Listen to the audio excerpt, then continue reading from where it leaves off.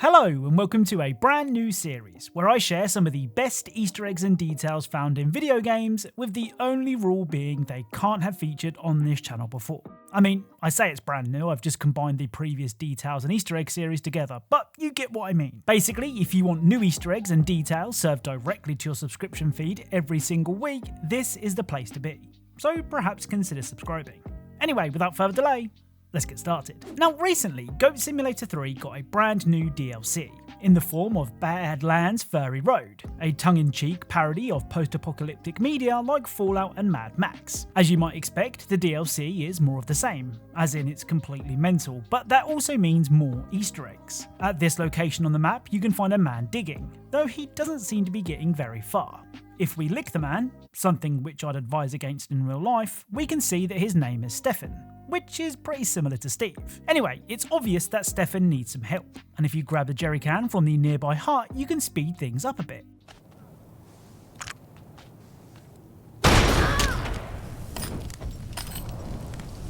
Okay, so it's not exactly subtle, but it's much more effective. Well, after a couple of cans, this will happen.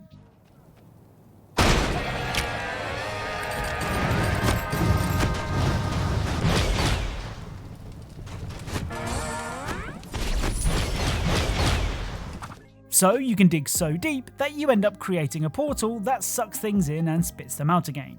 Kind of like your mum. Now, if it wasn't already obvious, this whole thing is a reference to Minecraft, with Stefan being Steve. I mean, they're even dressed the same. Of course, I had to test the portal out, and Stefan might not be the best at digging, but the man sure can fly. The other Furry Road Easter egg requires a lot more work. Well, it would do if you tried to do it properly. You see, after buying the recycling centre for 3,500 scrap, you'll need to recycle a whole bunch of shopping trolleys. Now, this would take ages if you tried to find them all over the map, but there is one right above the recycling station. Simply recycle that one, quit to the main menu, reload the game, rinse and repeat. After recycling enough trolleys, be it legitimately or not, you'll be rewarded with a chainsaw that you can wear on your head, which is of course a nod to the popular Japanese manga, Chainsaw Man. Now, you might think that's it. It's a chainsaw and it cuts things. Well, this is Goat Simulator, and if you use the chainsaw, this will happen.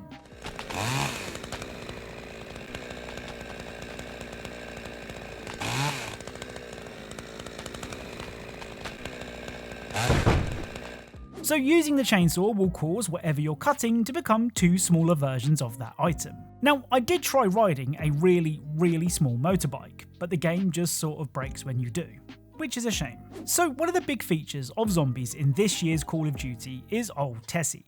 Old Tessie is a car that can be modified and used to get around the map, or you could just shoot Ted the driver, you know, to see what happens. Assault detected! Cease immediately! Tell me you want to walk home without telling me you want to walk home! Please do not hit me! It hurts my feelings! Wow! That's smart! Your bag is dead! Termination, motherfucker! Anyway, after shooting poor old Ted, let's take Old Tessie to Van Dorn Farm. Here we can find this house, and upstairs a TV showing static with a message scrawled on the wall saying that the twins lie. And as far as messages written in blood go, this is pretty ominous. Well, if you hold the interact button near the TV, the picture will eventually change and show the twins in question, who are giving off Serious the Ring vibes. Keep holding the interact button down and the next image to appear will now show just one of the twins. So head down into the basement to track down the missing twin.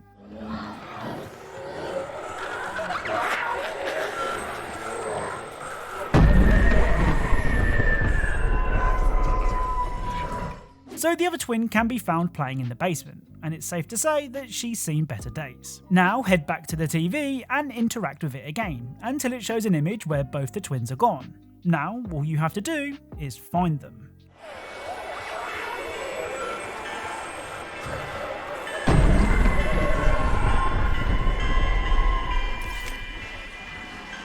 So the twins can be found dancing on the farm, and when they realise that you found them, they will drop a whole bunch of goodies, including a Wisp tea can which kills zombies after you've dealt a certain amount of damage, which is pretty handy. The other zombies Easter egg that I found is really cool. When playing as Tank Dempsey, you can do this. Hey baby, Flames of righteous fire. Dog tags. What the hell?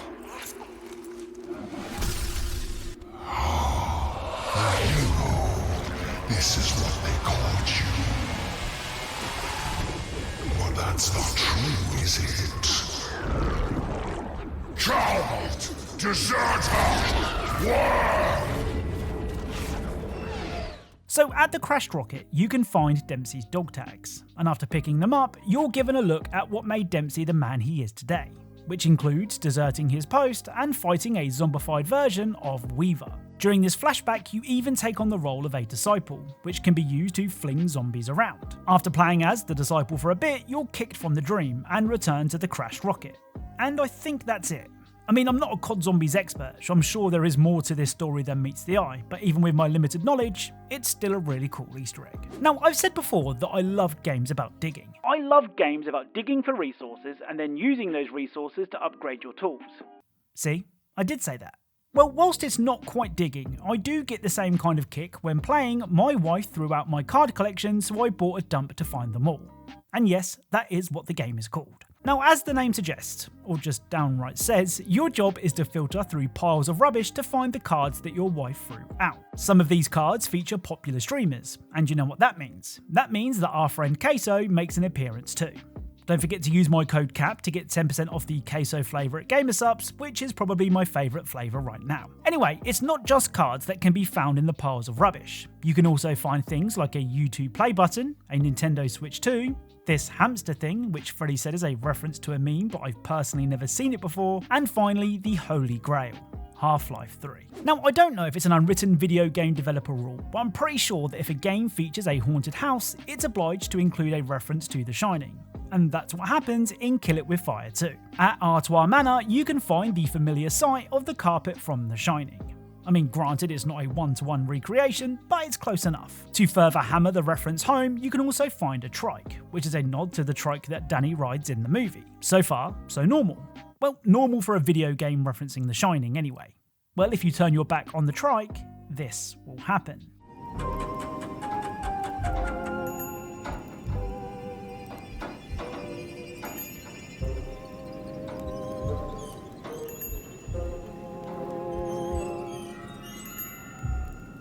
So the trike will sneak up behind you when you aren't looking.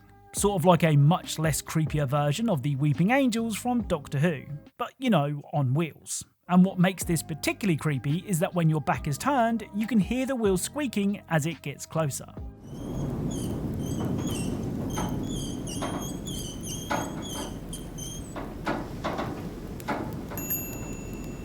I mean, as far as The Shining references go, this one is pretty cool. Now, one of the levels in Kill It With Fire 2 sees you invading a spider city as a Godzilla-like creature. Though I don't remember Godzilla using his handheld vacuum to hoover up a whole bunch of cars. Well, if you want the authentic Godzilla experience, you're going to need the atomic breath. And here's how you get it. First up, you're going to need to unlock the bridge to the final island and find the nuclear reactor. Then you'll need to track down 7 barrels of toxic waste and drop them into the reactor. After dropping the 7th barrel in, nothing happens, which is pretty disappointing. Well, if you approach the reactor to work out what the hell is going on, you'll be prompted to press X, which will give you the laser breath. So let's see what it does.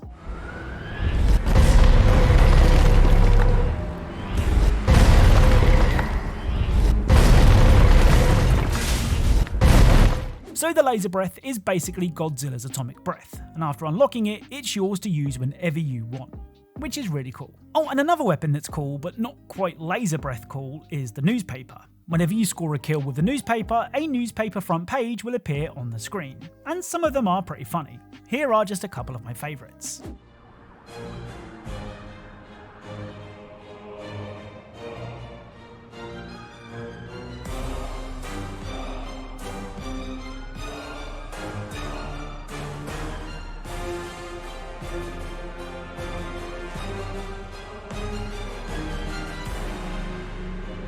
Now, in my attempt to improve my VR Easter egg knowledge, I jumped into Deadpool VR with high hopes, and I wasn't disappointed. Deadpool VR is basically the reference game, with Deadpool doing his Deadpool thing where everything gets a shout out. I think one of the most surprising mentions was a game that even Ubisoft seems to have forgotten about.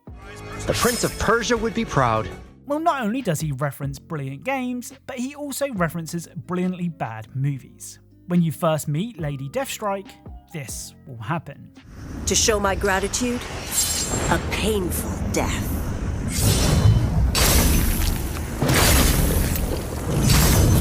You are tearing me apart, Lisa! So as Lady Deathstrike literally tears Deadpool to pieces, Deadpool will mention someone called Lisa. Now this may confuse some of you, but if you're a person of culture, you'll know that this line of dialogue was a reference to the so bad it's good, but still definitely very bad movie, The Room.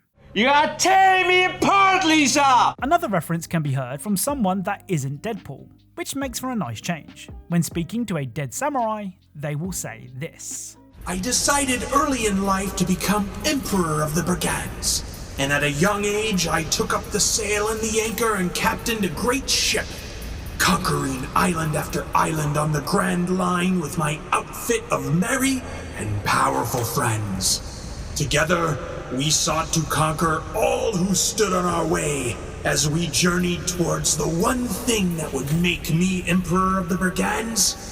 The one thing. Dude, it's the One Piece, not thing. One Piece. Everyone knows. Fine, you're a knockoff One Piece. What do I have to do to get the door opened? So Deadpool rightfully points out that the story that the samurai is telling is basically the story of One Piece, though the samurai tried to avoid being sued by calling it One Thing, which is pretty funny. Now at the beginning of the game, Deadpool finds himself in a car with a nameless goon, who looks rightfully concerned. It's here that you can get to grips with controlling Deadpool in VR by grabbing ducks and dropping firecrackers. Next to Deadpool is his snacks bag, and let me tell you, Deadpool will never, ever be hungry.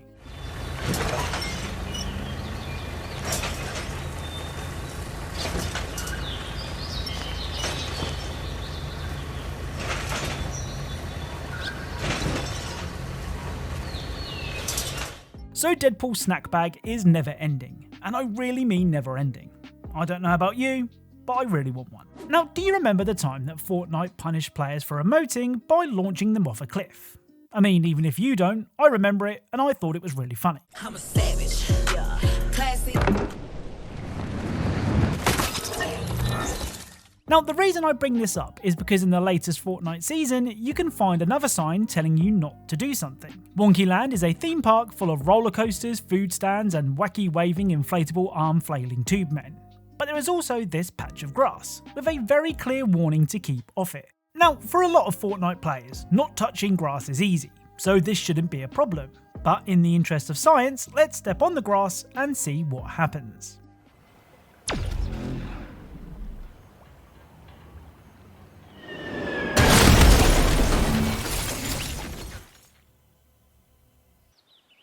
Nice. Nice. So if you step on the grass, you're killed, but it's not immediately clear what by. Well, if we use Fortnite's super handy replay mode, we can discover that the punishment for stepping on the grass was having a piano dropped on your head.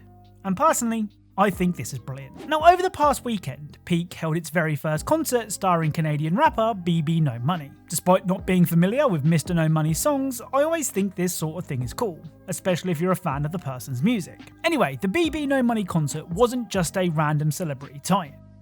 Okay, it was, but there is an in-universe explanation for it. This is Bing Bong, the Peak mascot, and you can ask Bing Bong a question and he will answer. If you wanna. Think of him as one of those old magic 8 balls that you used to see everywhere. Now, apparently Bing Bong is going through a divorce, and the BB No Money concert was meant to cheer him up. I wish I was making this up, but I promise you it's all true. Well, not only is Bing Bong going through a divorce, but things are about to get even worse. You see, you can actually cook Bing Bong, but before you start to worry, I'm pretty sure he can't feel pain.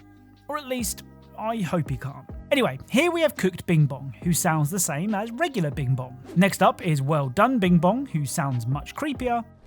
Please don't. I'm not comfortable answering that. I'm not sure. And finally, we have Burnt Bing Bong, who sounds even worse. I asked you friends for help. I mean, all that's happened here is the voice of Bing Bong has been slowed down, but for some reason, it sounds really creepy. Oh, and you can even cook Bing Bong again, turning him into incinerated Bing Bong, but that was the straw that broke the camel's back, as now he doesn't speak at all.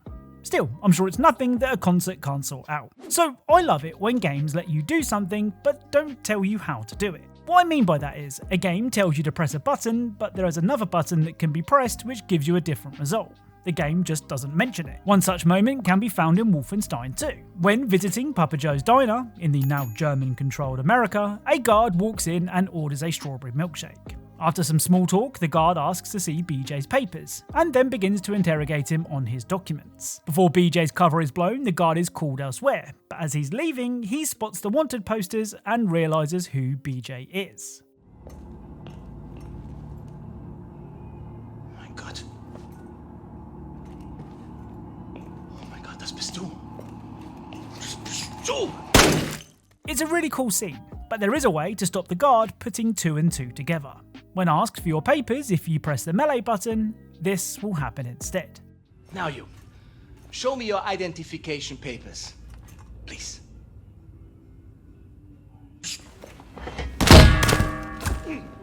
Blazkowicz, shut the fucking front door! So BJ will bonk the guard on the head with his trusty fire extinguisher. The only trouble is, this is actually an atomic bomb, so smacking someone over the head with it seems like a pretty risky move. Like I said, the game never tells you that this is an option, and even though Wolfenstein 2 came out 8 years ago, I'd be surprised if many people knew this was a thing. Now, I like to dabble in Call of Duty multiplayer. It's basically the fast food version of multiplayer gaming, but I usually steer well clear of Warzone as it seems to be full of the sweatiest players known to man. The only thing that could tempt me into Warzone is an Easter egg, and well, here we are. If you go to Main Street on the Havens Hollow map, you can pick up a cowboy hat, a pair of cowboy boots, and a bandana. On the street itself is one of those photo board things, you know, the ones where you stick your face in the little hole? Well, if you stand behind this board after picking up the items, this will happen. Enemy dropping into the AO. You've been tagged the most wanted degenerate around. Saddle up for what's next.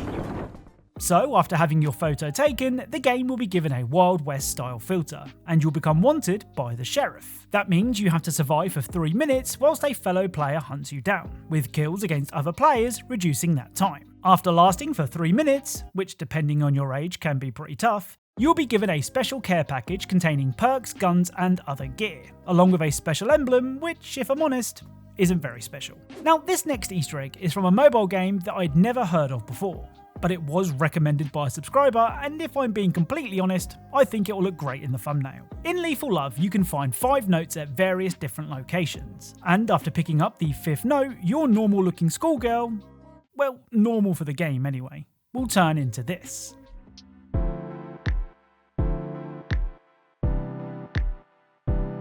I mean, you have to admit, this does look pretty cool. I don't know why the notes cause the character to transform, but if there's any Lethal Love experts out there, then feel free to let me know. Oh, and shout out to my daughter Amelia, who recorded this one for me. Now, one of my favourite things about the PlayStation 5 is the DualSense controller. Well, more specifically, the way that some games use it. Ride 4 is a motorbike racing game, and as someone who has no interest in motorbike racing, it's definitely one of the motorbike racing games of all time. More of a sim than an arcade racer, Ride 4 is for people who want the authentic bike racing experience, and that means that a lot of players will opt for manual transmission. Now, manual transmission is difficult for some people when driving at the speed limit in real life, so bombing around racetracks makes it doubly hard. But there is a way to know when you need to change gear. Here, take a look at the DualSense as I accelerate.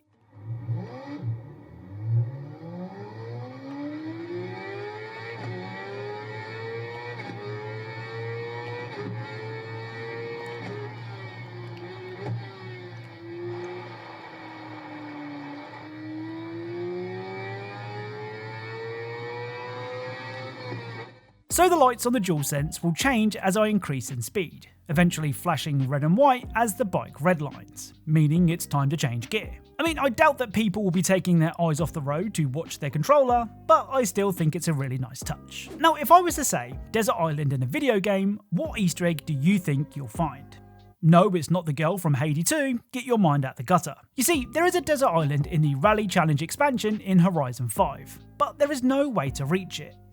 Well, no way to reach it on 4 wheels anyway. If we use the game's creation mode, we get access to a free cam, meaning we can fly to the island and see if it's really deserted. And I can confirm that it is, but that doesn't mean it always was. You see, on the beach we can find a life raft and a bunch of boxes. Oh, and of course our old friend Wilson from the Tom Hanks movie Castaway. Much like video game sewers either mean an IT or a TMNT Easter egg, a desert island, or in some cases even a beach, usually means a Castaway reference isn't far away. The other Horizon 5 Easter egg can be found at this location on the map.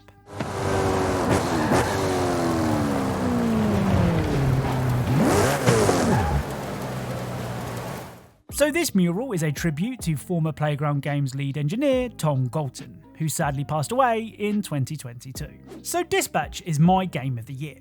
Not only is the story great, which is kind of a big deal in a choose-your-own-adventure type game, but the actual dispatching you do is super addictive. Honestly, I'd play a whole game of just that. Anyway, the whole point of Dispatch is to help the Z-Team. That's your band of former villains climb the leaderboards to prove that they are more than just, well, villains. Every now and again we get to take a look at the leaderboard and it features the names of our band of misfits, just as you would expect. But it also features a certain Big Chungus. For those not familiar, Big Chungus is this guy. So quite what he has to offer the world of crime fighting, I don't know. Now, Dispatch is full of really awkward moments, and usually it's Robert who is caught in the middle of these situations. Well, every time something awkward happens to Robert, a certain person makes an appearance. For example, when Royd and Robert are in the toilet, this will happen. You gonna wash before you do that? Nah, bro, I never touch nothing. Just touch my pants and underwear only. Even for shake, I just do like this.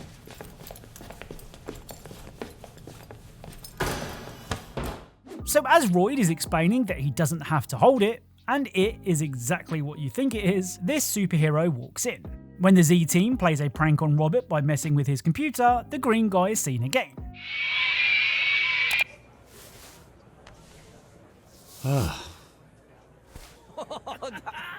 And finally, when Robert is walking through the changing rooms, the man gives him a nod.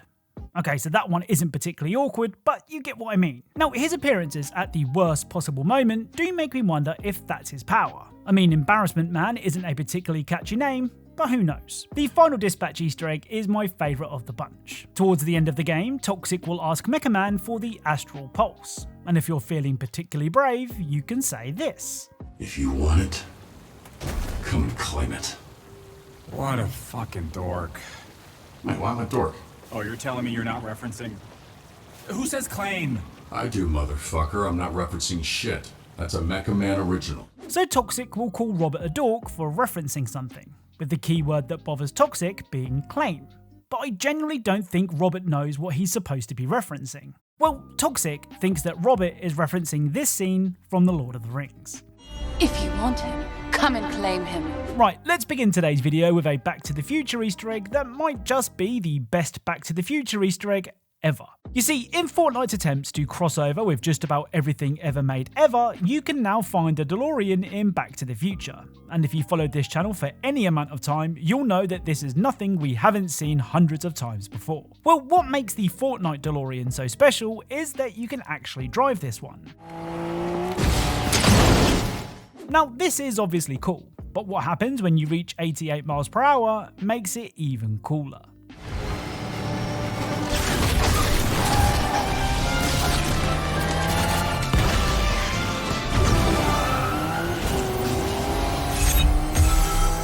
So, when you reach 88 miles per hour, the DeLorean will travel back in time. And when it returns bearing gifts. Attached to the roof of the car is a chest, and inside the chest are weapons and items from previous Fortnite seasons, which I think is really clever. Like I said, I think that this might just be the best Back to the Future Easter egg in any game ever. Oh, and when exploring the latest Fortnite map, I found a trailer that's apparently home to Kendano Cheeves, which I'm pretty sure is a reference to Keanu Reeves. I did check the other trailers, but it seems that they all belong to Mr. Cheeves. Now, Dispatch was my personal game of the year for 2025, and I know that because it's currently my desktop background, and to make it to desktop background status, you have to be pretty special. Anyway, a lot of the Dispatch cast is made up of YouTubers and celebrities, and surprisingly, the voice acting is pretty good. Sure, some of the characters are better than others, but overall I have no complaints. One of the YouTubers to lend their voice to the game was Jacksepticeye, who voices the point-sized testicle destroyer, Punch Up. Well, if you pair Punch Up with Waterboy, there is a chance that this will happen. Top of the morning! Don't even try it.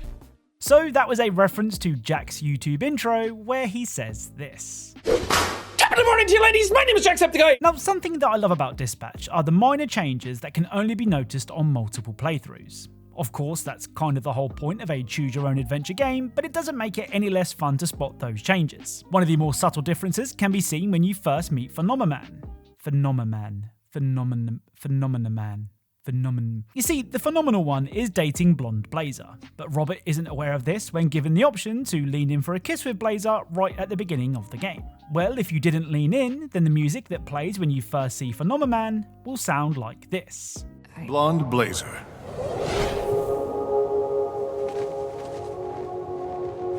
Are you ready to go? So the music is almost choir-like as the chiseled hero descends from the heavens. However, if you did try to kiss Blazer, the music will sound like this instead. Blonde Blazer.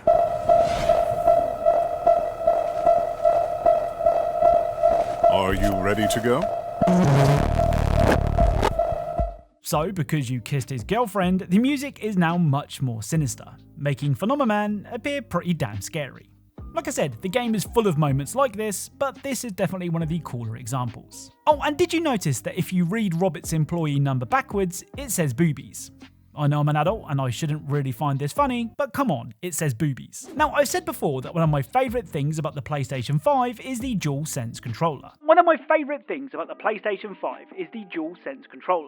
See, I did say that. Well, another game that takes advantage of the DualSense's lights is the Eggcellent Neon White. You see, each character in the game is named after a colour, kind of like Reservoir Dogs, minus all the dancing and ear stuff. Anyway, whenever a character speaks, the colour of their name will show on the DualSense. Here, take a look. Heaven is... I don't know why I'm... Oh, what? Wanna walk to the Believer's Sermon together? Yo, bro, you made it!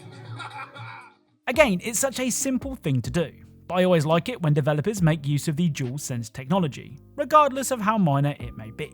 Now, Terminator 2D No Fate is based on the brilliant 1991 Terminator 2 movie, so that means there are going to be loads of references to the movie in this game. With that being said, there is a really cool Easter egg that you can find during the bar fight level that is too awesome not to mention. Now, if you've never seen the movie, Arnie travels back through time and is naked.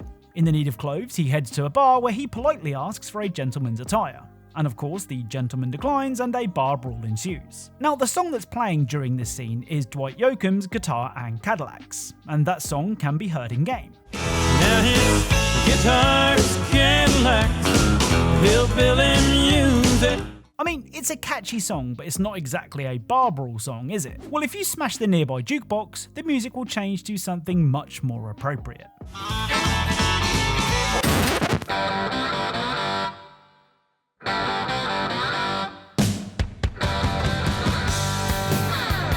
So this is Bad to the Bone by George Thorogood and the Destroyers, and it's a much better song to beat up drunken bikers to. Bad to the bone. Bad to the bone.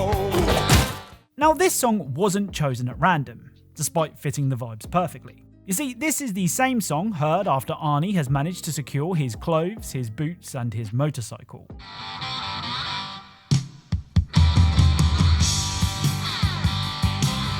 Like I said, the game is full of scenes taken directly from the movie, but this is really cool. Now, this next game is another game to add to the enormous list of Steam horror games.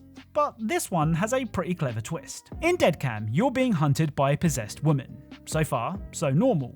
Well, for a Steam horror game anyway. Well, what sets Deadcam apart is that you don't have to wonder where the possessed woman is, as you can see her at all times. You see, before being possessed, the woman was wearing one of those cameras that records your face, which means that not only do you get to see where she is, but you also get to see her very creepy movements in real time. Honestly, it's pretty clever, and somehow seeing the lady's every move makes her much scarier. Now with all that being said, you might be wanting some backup, and it just so happens that I have the perfect companion for such a game. If you put the noodles and hot sauce in the microwave, you will summon one of the most powerful video game beings of all time.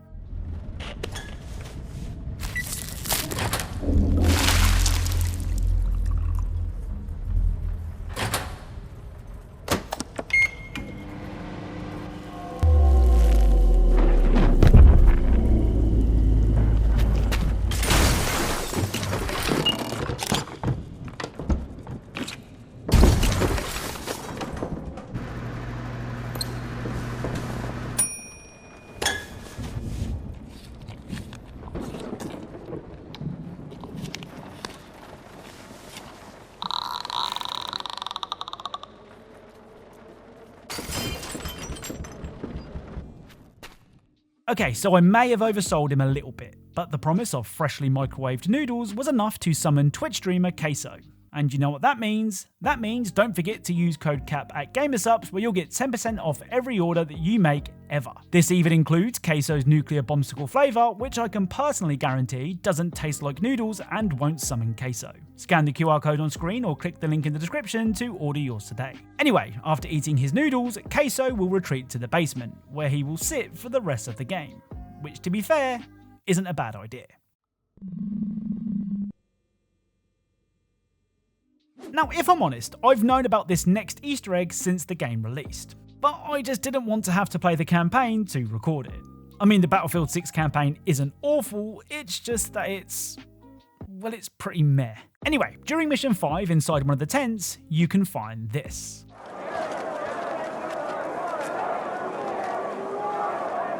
Now at first, nothing about this seems strange, but if we take a closer look, we can see that someone has had the bright idea to add a bipod to a knife, which isn't something you see every day. Well, this strange invention is a reference to an episode of the hilarious Battlefield Friends.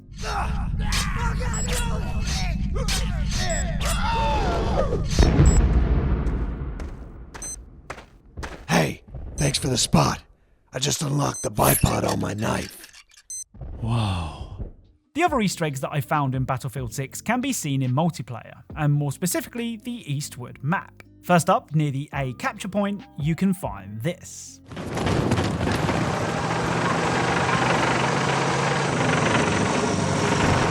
So it's the all too familiar sight of a pizza on a roof, which is a reference to this scene from Breaking Bad. The other Battlefield 6 Easter egg also doesn't win any points for originality. At the golf club, you can find this.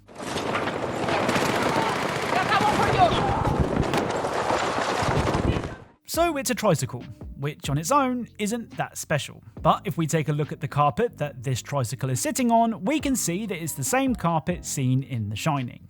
That means that the tricycle is a nod to the same tricycle that Danny uses in the movie. I mean, I did say that it wouldn't win any points for originality, and in fact, The Shining is referenced so much in games, they may even lose points. Now recently, the Burning Springs area was added to Fallout 76, and it brought with it some cool new Easter eggs. First up, at this location on the map, you can find the World of Corn. Oh, and rad scorpions. Well, near the World of Corn, you can also find this.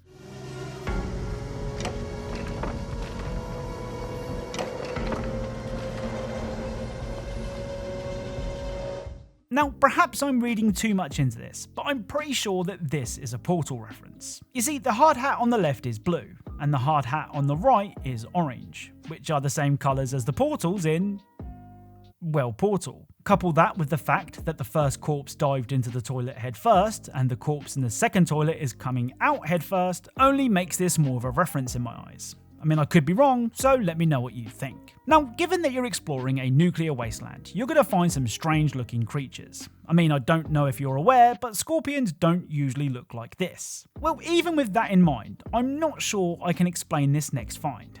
Next to the drive-in theatre, which for me was a popular ghoul hangout, you can find this.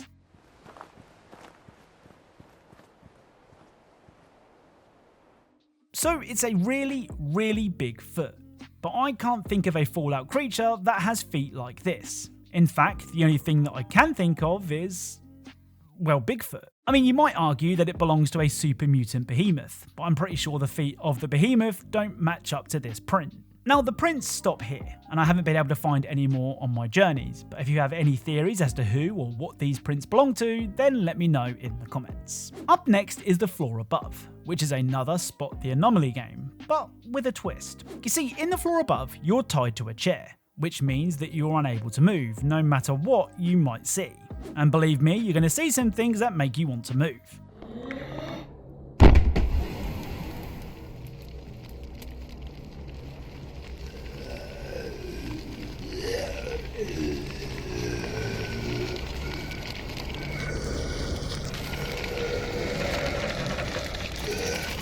Now, it's important that you don't immediately believe your eyes, as sometimes you're just seeing things and there is nothing actually there. That's why the game has a designated blink button, which only adds to the tension, as if the thing disappears after a blink, it wasn't there. But if it doesn't disappear, well, leave the room quickly. Now, one of the more noticeable features of this room is this deer head stuck on the wall, and the more cultured among you will know what's coming next. As you make your way through the floors, there is a chance that this will happen.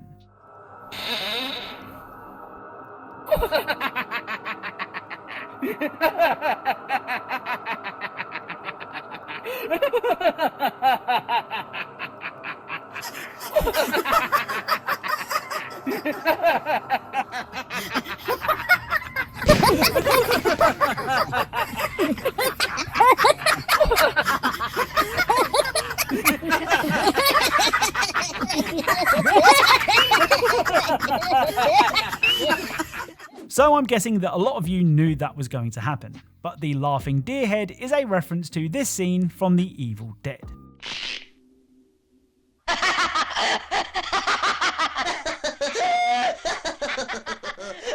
So Christmas was a couple of weeks ago now, and it's safe to say that Santa has fallen on hard times since. On one of the floors, you can find this.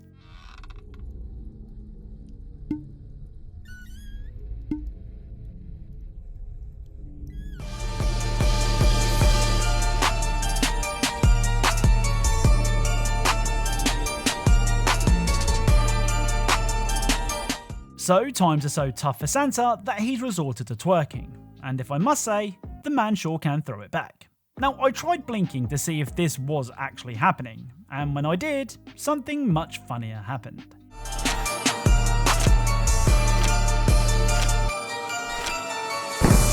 The final Easter egg is probably the best of the lot. Yes, even better than a down on his luck Santa shaking it for singles. After completing the demo for a second time, this will happen.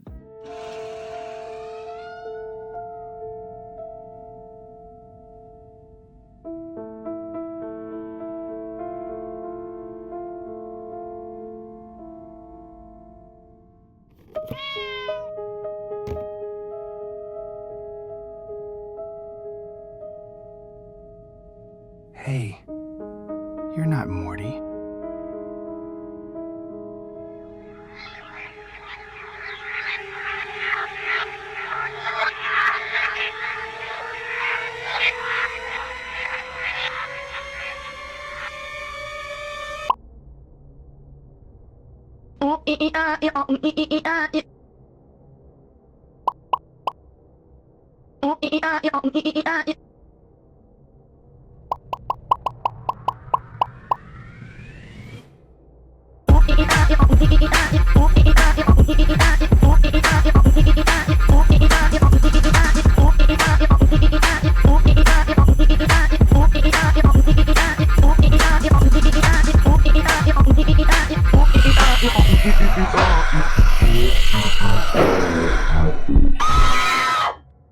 So this is now the second time that we've seen cats spinning around on our screens. As you might remember, a similar Easter egg could be found in Twisted Gallery. Now, despite already being a free game, Find 100 Ducks recently got some new free DLC in the form of the Season 3 update, because even games about shooting ducks need seasons now. Releasing just before Christmas, this update sees you blasting even more ducks, this time on a festive themed map. And once again, it's one of the most chill experiences in all of gaming. Anyway, among the many ducks that you're required to find and then blast are these four.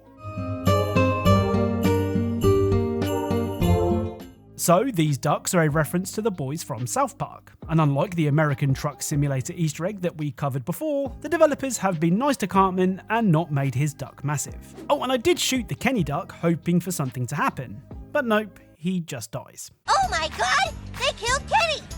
You bastard! So the Nuketown map in Call of Duty has always had a really cool Easter egg to find, but for some reason Nuketown 2025 in Black Ops 7 didn't.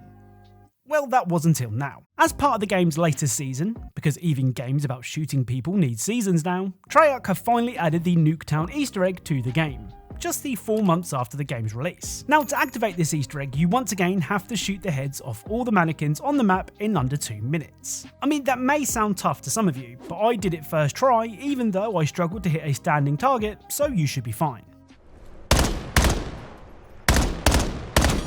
Anyway, after shooting the final head, this will happen.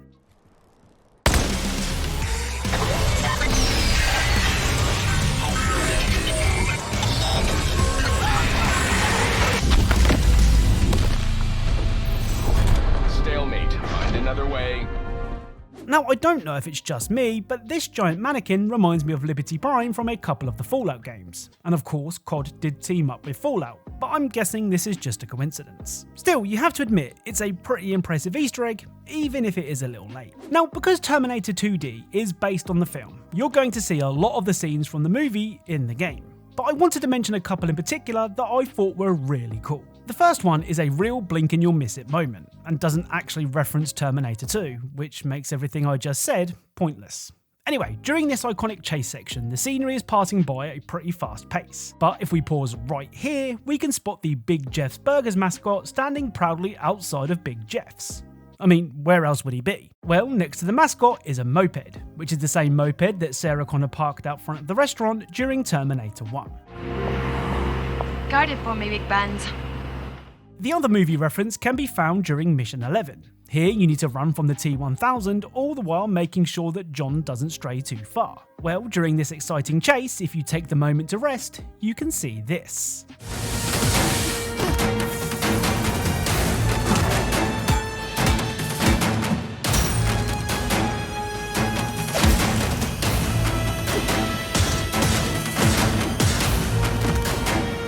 So this is the iconic fight scene from Terminator 2, reproduced faithfully in-game.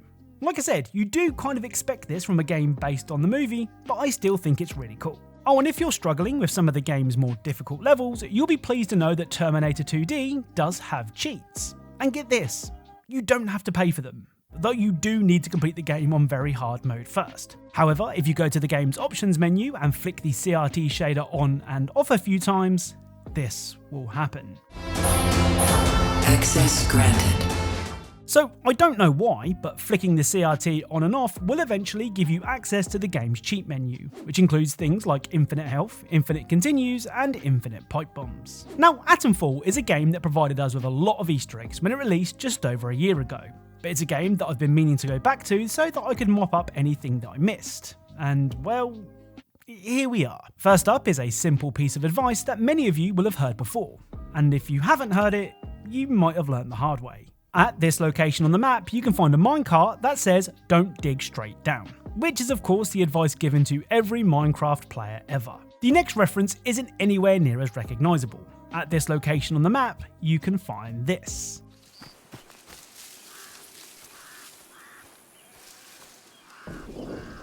So this dapper looking gentleman with the umbrella is a reference to the Avengers. No, not that Avengers, the 1960s TV show featuring John Stee as a charming British agent. I mean, Atomfall was already full of British TV show references, so this is just another one to add to the list. Finally, in Robot Assembly, you can find this.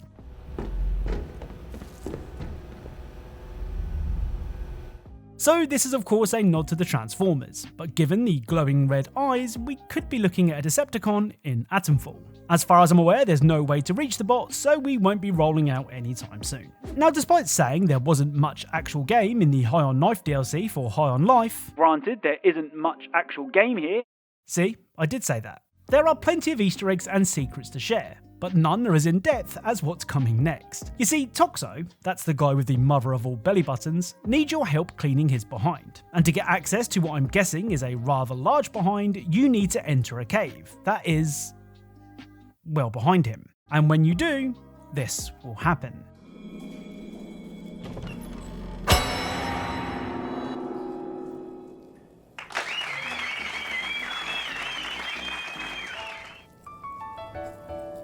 Making your way through a cave to a butt takes everything you got. Taking a break from an assless life sure would help a lot. Wouldn't you like to see an ass? Sometimes you wanna go where you can drink under an ass.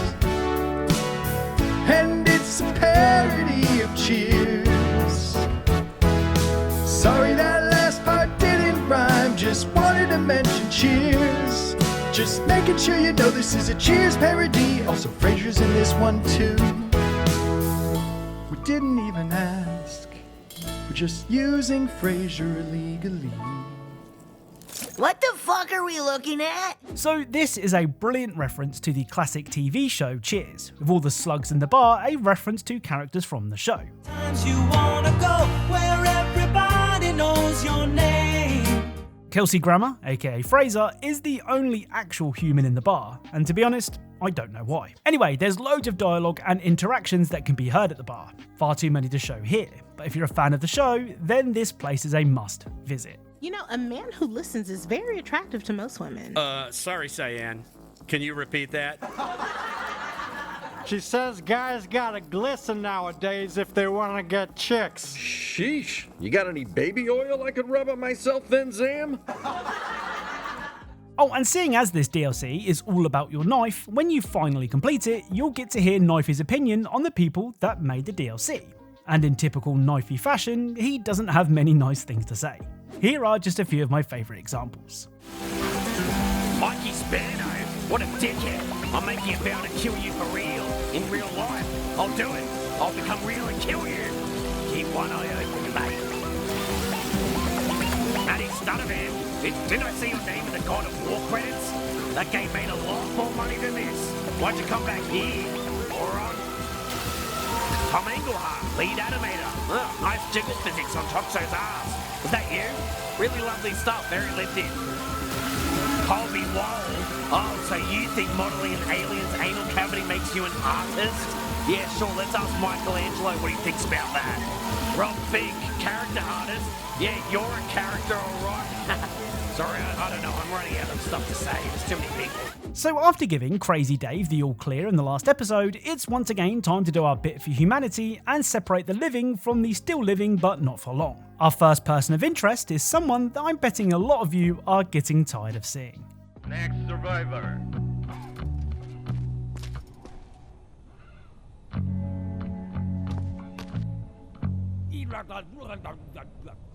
So this is the popular streamer Queso, who, as we all know, has appeared in so many games at this point that I'm struggling to keep track. Now Queso is often mocked by his chat due to his weight.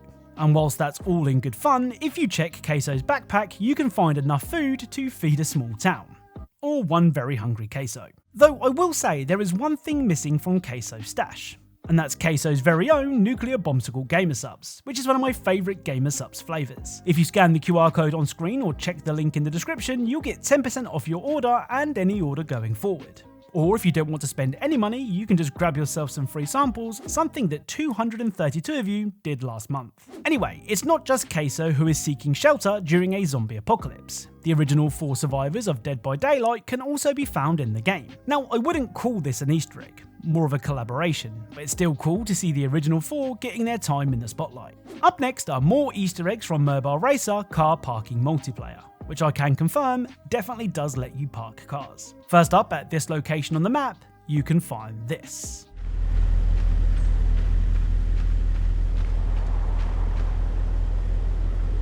So it's Thor's hammer Mjolnir, though unlike the hammer that we found in Storage Hunter Simulator, you can't pick this one up. The other car parking multiplayer Easter egg can be found at the beach, and is the most handsome Easter egg I've ever found.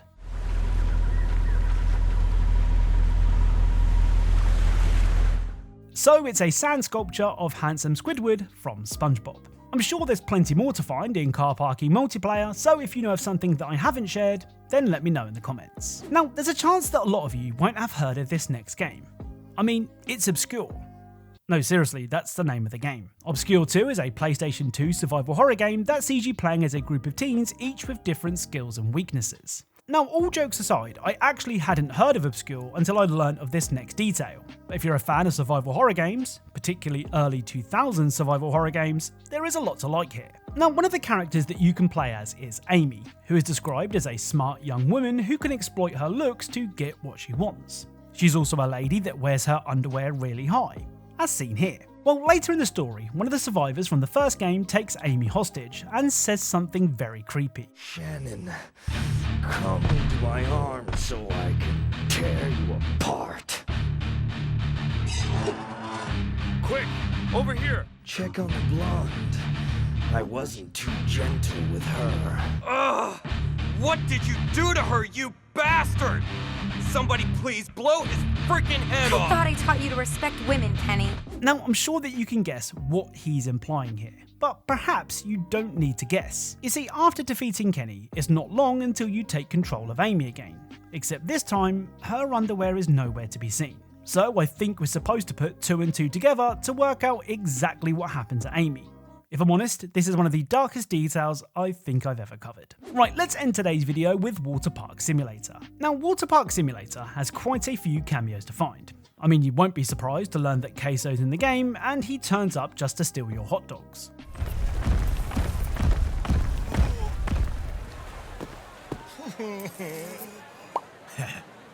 Well, he's not the only content creator in the game, as you can find this guy soaking up the sun.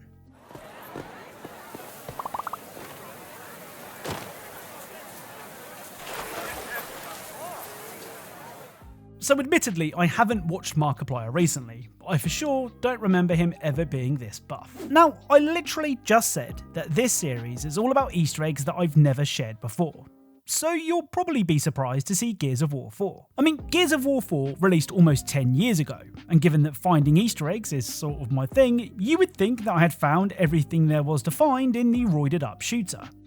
Well, not quite. Now, the first of these unknown Easter eggs can be found in Act 4, which sees you and the team trying to navigate a storm. After destroying a power generator, you'll come to this area, and if you position yourself just right, you can see a strange face high up on a balcony, which will appear and disappear depending on how close you are. So the only logical thing to do is throw a grenade up to the balcony, and if done right, this will happen. Fire in the hole!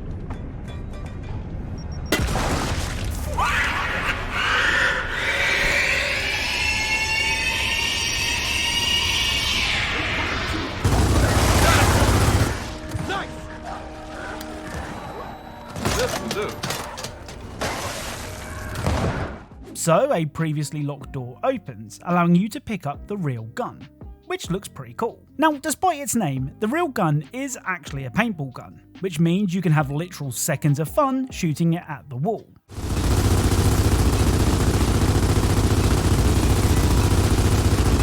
Now, I don't know if it's just a placebo, but to me, the real gun doesn't seem to do much actual damage. But again, it could be a placebo, and the brightly coloured shots make me think that it's way less powerful than it actually is. Oh, and if you spend too long in the secret room deciding on whether the real gun is for you or not, this will happen.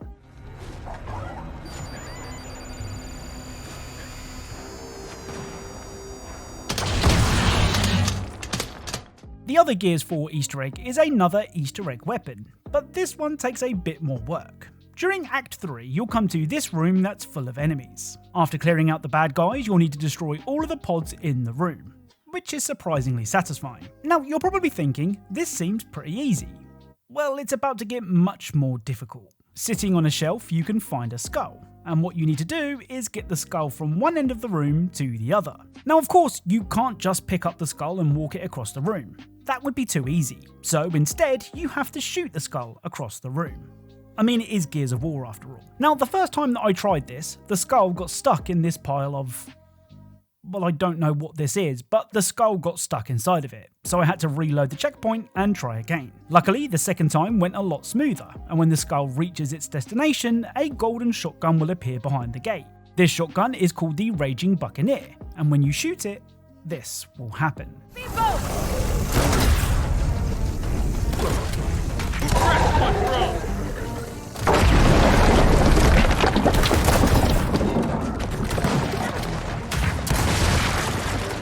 So each time you fire the Raging Buccaneer, you'll be treated to a super cinematic slow-mo effect, which is cool. I'm just not sure it's shooting a skull across a room kind of cool. So High on Life 2 released last week, and I love it. That being said, the game is very buggy right now, with soft locks being reported almost daily. But as a fan of High on Life 1 and its DLC, of course I'm going to love High on Life 2. But just be warned, it needs a few patches before I personally would recommend it. Anyway, much like the first game, High on Life 2 does that thing where it has dialogue for almost everything that you do. For example, when you first arrive on the cruise ship, you're supposed to follow the queue like a good player.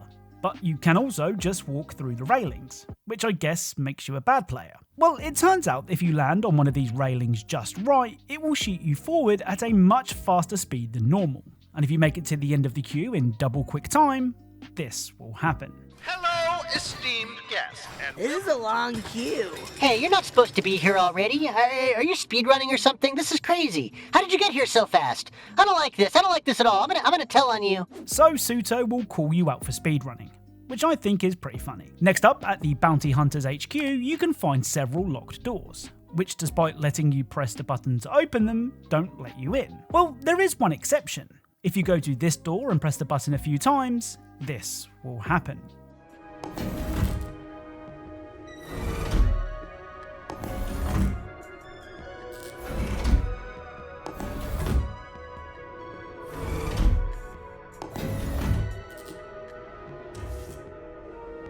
So inside the room you can find a bunch of Fergals playing cards, which I'm guessing is a reference to the famous dogs playing poker painting by Cassius Coolidge. Now this next Easter egg might not be an Easter egg, but I've been conditioned to think that it is. At the beach you can find this.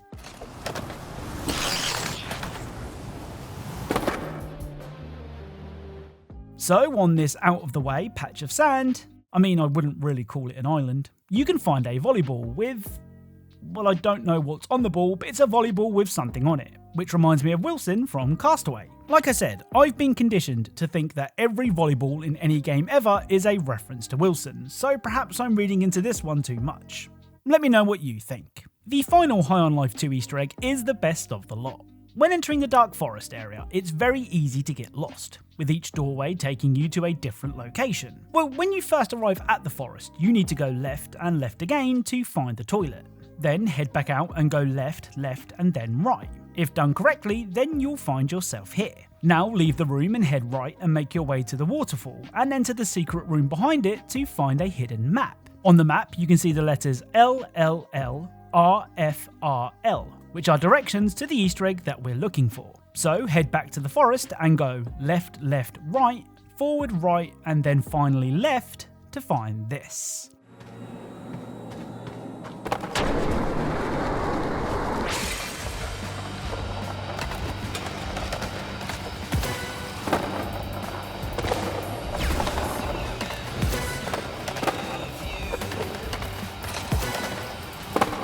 So this is the warehouse level from Tony Hawk 1, and many of the following Tony Hawk games after, recreated in High on Life 2. I mean, I think the skateboarding in this game is pretty cool, so being able to explore warehouse in High on Life makes this a great Easter egg. Now Overwatch became Overwatch 2 back in 2023, but was then rebranded as Overwatch again in February 2026, which isn't confusing at all. Fans of the game will know that there have been a lot of broken promises in that time, with entire modes being supposedly on the way, only to never appear. And I think this next Easter egg acknowledges that. On the Watchpoint Gibraltar level, you can find this.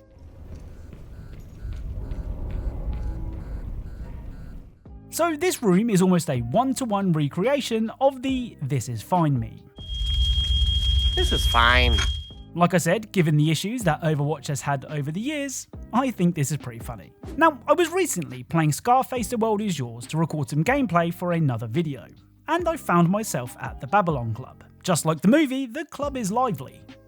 Well, lively for a PS2 game. Anyway, you can stand there watching everyone else have fun, or you can join in yourself. Ride on your burro later?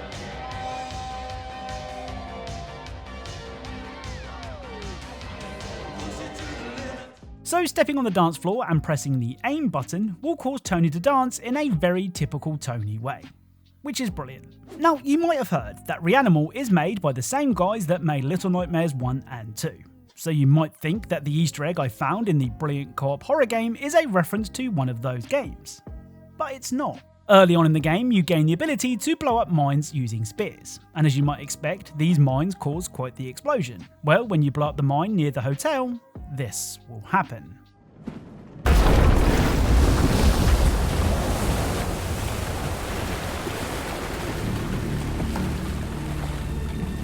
So, as expected, the mine will cause significant damage to the hotel. But what I want you to pay attention to is the hotel sign itself. You see, after the explosion, the T in the hotel sign is tilted to the right, which could be a reference to another atmospheric 2D adventure game, Limbo. In that game, you also mess up a hotel sign, where the T shifts to the right in an almost identical way. I mean, I could be reading way too much into this, but given the similar style of game and the fact that it's the same word, makes me believe that this was intentional.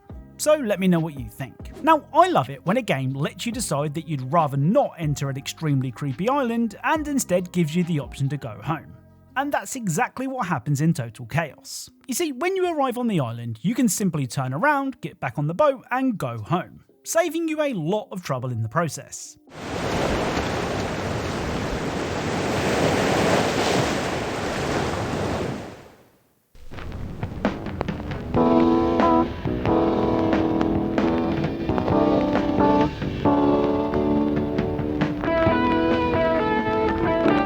Okay, so that's a cool secret to find, but it's not particularly in depth, with the credits rolling pretty much straight away.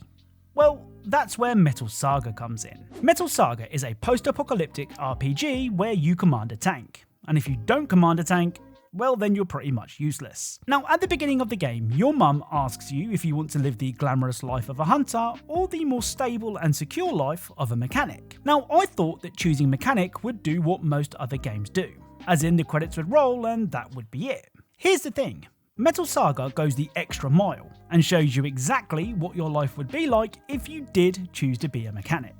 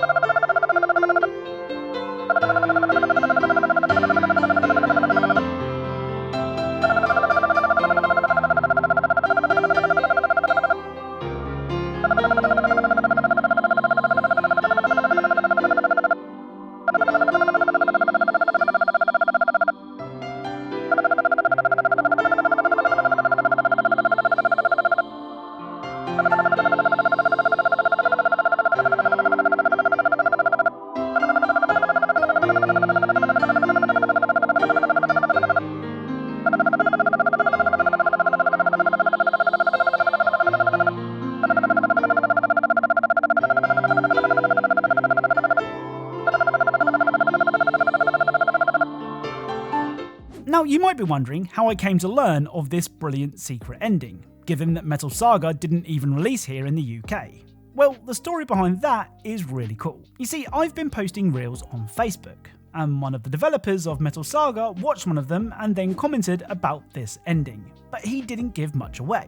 So when I tried this for myself, I was smiling the entire time. Now, Sticker to the Stickman lets you play as loads of different characters, each with their own moves and perks. These characters are usually workplace themed, such as the Task Dodger, who actively moves around the screen to avoid you picking him. Well, it turns out there are a couple of secret characters in the game that I can't quite imagine holding down a 9 to 5. One of the floors that you can find as you make your way to the top is the gym, which I can confirm is indeed a gym. Well, if you perform 100 push-ups, 100 sit-ups and 100 squats, which does take some serious time, you will unlock this guy.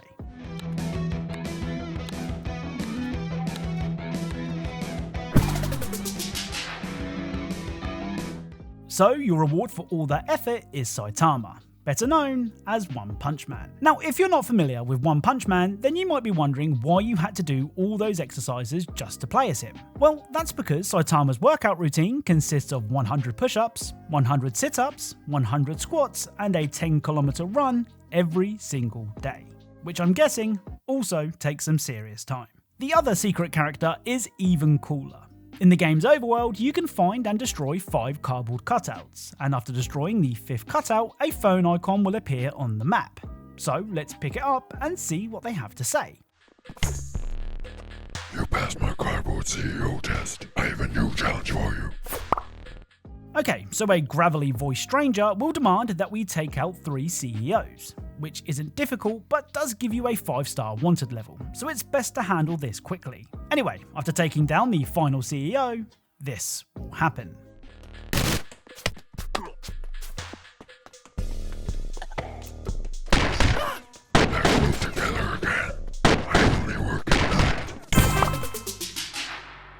So you can now play as the Dark Knight. Now what makes this really cool, well, cooler than it already is that the moves that the Dark Knight uses are all moves that Batman would actually use. I mean, he even has batarangs.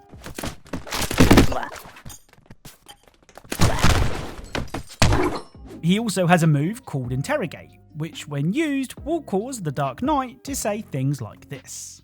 Where is he? What's this? Now, Marvel Cosmic Invasion is a game that I've had my eye on for some time now. I mean, it's basically guaranteed to have things for me to find. Well, after starting it last week, I managed to find something on the game's very first level. As you make your way through the streets of New York, you can find an ad for Mary Jane's new TV show, which, if the reviews for her Broadway appearance in Spider-Man 2 are anything to go by, isn't worth waiting up for. Easy on the eyes, but not on the ears. Now, every character in the game will walk past the ad and not mention it. Probably because they also saw the Spider-Man 2 Broadway reviews. Well, that's true for everybody apart from one man. If you walk past the ad when playing as Spider-Man, he will say this. I gotta set the VCR for MJ's big show tonight. So Spider-Man will mention that he needs to record MJ's show, despite being in the middle of an alien invasion. If you know of any other cool things to find in Cosmic Invasion, then let me know in the comments, because I love things like this. Right, let's begin today's video with the reason that most of you are here. After already covering 47 Easter eggs and hidden details in Resident Evil Requiem, I found even more cool things that you might have missed. Oh, and beware of spoilers. If you want to skip this part, use the chapters in the description. Now, Requiem gives you the choice to play in either first or third person. And you might think that all that means is a shift in perspective. Well, something that I thought was really cool was the animations that can only be seen in third person. Take your first encounter with the girl, for example. In first person, you run for your life and that's about it. I mean, I say that's about it, like a giant head-eating monster is normal, but in Resident Evil, it kind of is. Anyway, when you play the same section in third person, this will happen. Oh, shit. What the fuck?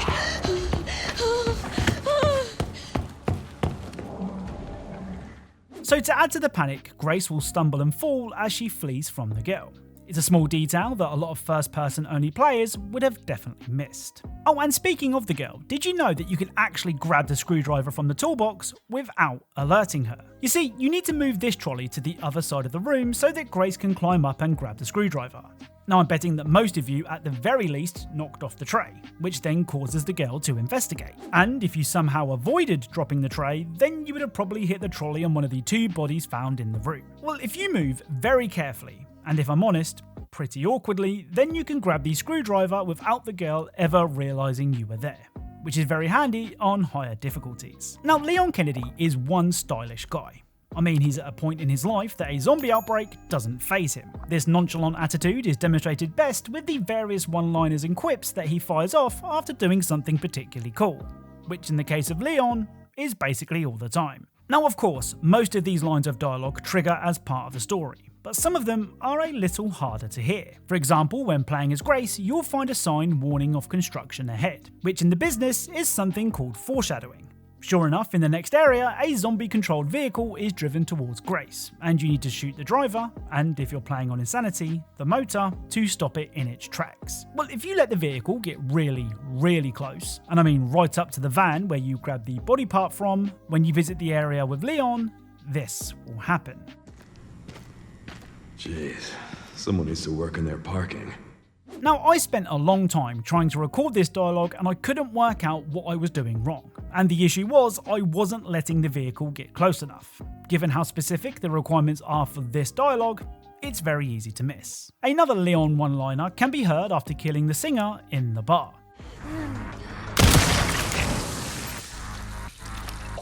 Sorry to cut your act short. Again, this one isn't guaranteed to trigger, but I think she has to die in the bar area for it to work, and not in this corridor. If you know of any more Leon one-liners, then let me know in the comments. Now, I'm not ashamed to admit that my first playthrough of Requiem was on casual. You can judge me all you want, but it makes recording and investigating much easier. Though perhaps a little too easy. You see, no matter how hard I tried to die, I couldn't. I waited around 2 or 3 zombies at a time and they wouldn't land the killing blow, which made me feel really stupid for playing on casual. Now you may be wondering why I wanted to die.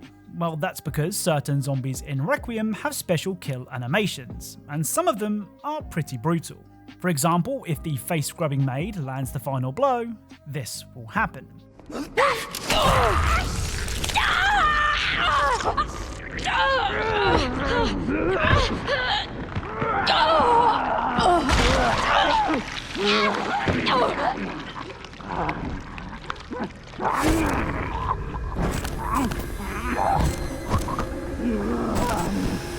So the maid ignores Grace's body and tries to clean up the mess that she caused using only her tongue, which is some serious dedication.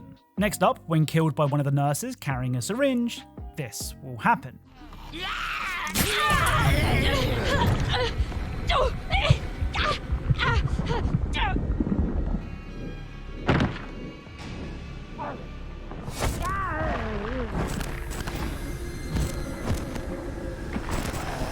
So sticking with the theme of zombies remembering their past lives and habits, the nurse will inject Grace with a mysterious substance before snacking on her neck.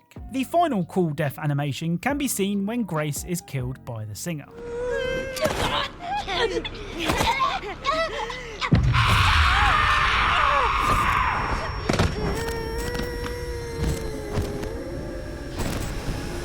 So the singer will grab Grace by the face and sing her to death, causing blood to pour from her eyes. Now, I've said before that the world of Reanimal is full of places that you can sit, and I don't know why. From the various places that you can sit, and I still don't know why this is a thing. See, I did say that. Well, it turns out that I was sitting right next to an Easter egg the entire time. You see, on the floor next to this sofa is a cage, and this seemingly random setup is a reference to the orange sofa seen in the excellent TV show The Wire, which also has a cage sitting next to it. Honestly, this reference is super vague, so I'm not surprised that I didn't catch it the first time around. And it was only when a developer reached out to let me know how close I was to an Easter egg did it all make sense. Now, the ducks in Find 100 Ducks and Blast Them aren't your everyday ducks. A lot of them take this moment in the spotlight to play a little dress up, and the Halloween map in particular is full of famous faces. And I do mean full. Now we are going to run through these cosplaying ducks very quickly, as there are a ton of them, starting with Isaac Clarke from Dead Space, Pyramid Head from Silent Hill, Hannibal Lecter from Silence of the Lambs, and a Xenomorph from Alien. Next up is Mr. X from Resident Evil 2, Freddy Krueger from Nightmare on Elm Street, Freddy Fazbear from Five Nights at Freddy's, Ghostface from Scream, and Scooby-Doo from Scooby-Doo. Outside of the map, you can see a not hard to miss Stay Puft Duck from Ghostbusters, and in the sewers, well, you know what you can find. I mean, it wouldn't really be a Halloween-themed map without an appearance from Pennywise. Extra points for including the paper boat. Oh, and the final famous duck is this little guy. So this week, the latest map was added to Phasmophobia. Okay, so it's actually a rework of Tanglewood Drive, but it still counts. With that in mind, I'm going to share an Easter egg from the Nels Diner map, which released in November. What year is it? Now, despite looking like a regular old diner, Nels is anything but. You see, if you go to the manager's office, you can find a locked safe, and if you then look at the notice board with the UV light, you can see 3 arrows, pointing down, up, and right. The first arrow can be found in the diner itself, with the arrow on this yellow sign pointing at the number 4. The second arrow is under the big diner sign outside, and is pointing at the number 1. The final arrow is found on the wall of the diner, and if you follow the direction it's pointing, you will find the number 5. With those 3 numbers, head to the safe and enter the code 415, which is close to every game developer's favourite code 0451. But that may be a coincidence. Anyway, open the safe and take the credit card and use it on the ATM to withdraw a single dollar bill. Take your crisp $1 bill and use it on the vending machine and grab the coin from the ground. With your shiny coin, go to the staff room and use it on this arcade machine. Oh, and be warned, small jump scare incoming.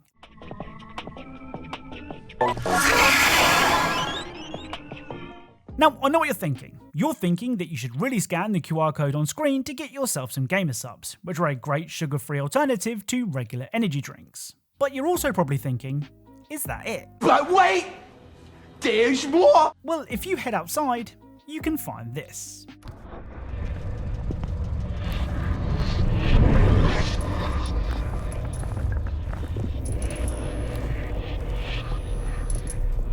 I love Easter eggs like this, ones that require multiple specific steps, so fingers crossed the Tanglewood rework has one too. Oh, and there were a couple of other cool things that I noticed whilst in Nels Diner. First up, in the manager's office you can find a Newton's cradle that actually works.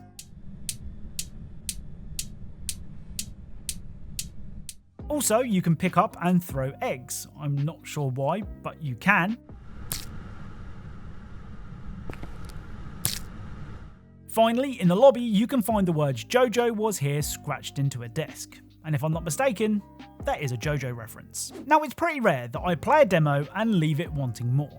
But that was exactly what happened with Pragmata. Pragmata is an upcoming action-adventure game developed by Capcom, where you explore a seemingly lifeless space station, all the while being targeted by a hostile AI. I mean, that's great and all, but what won me over was the combat.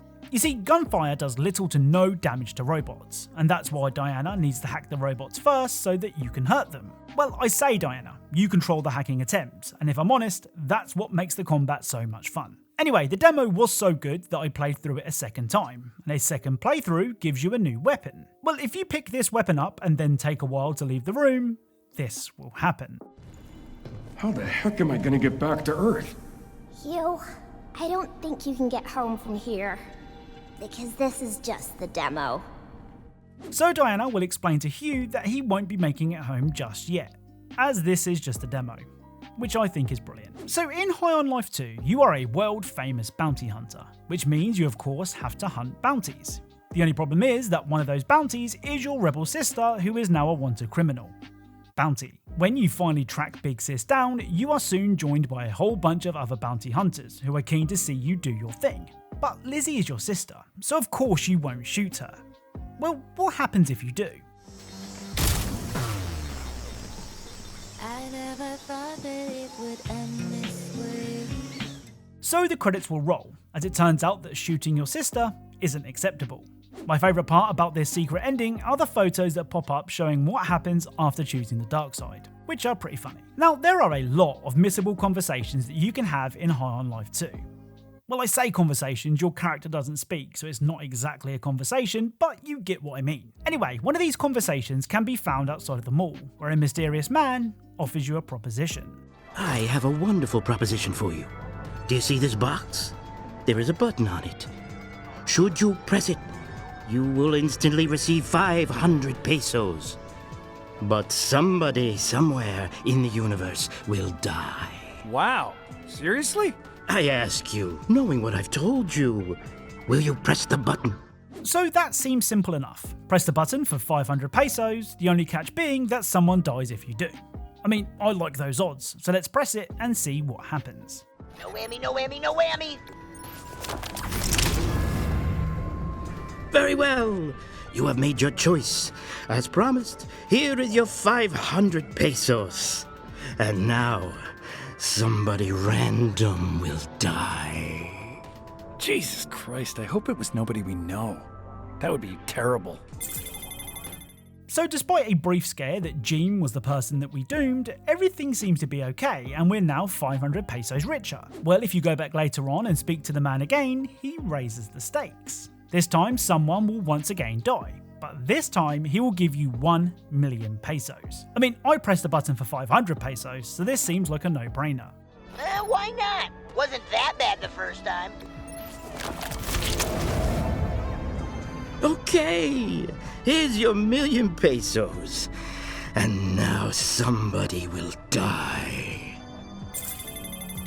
Oh, I don't feel good all of a sudden.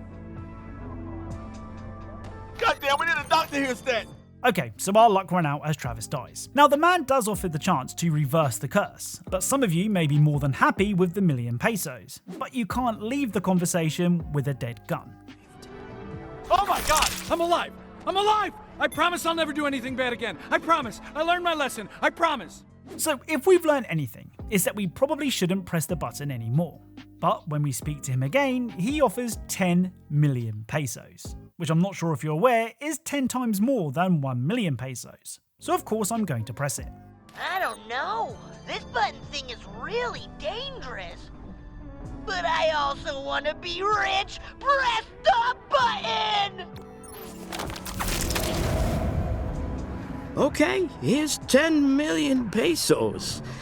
And now, somebody will...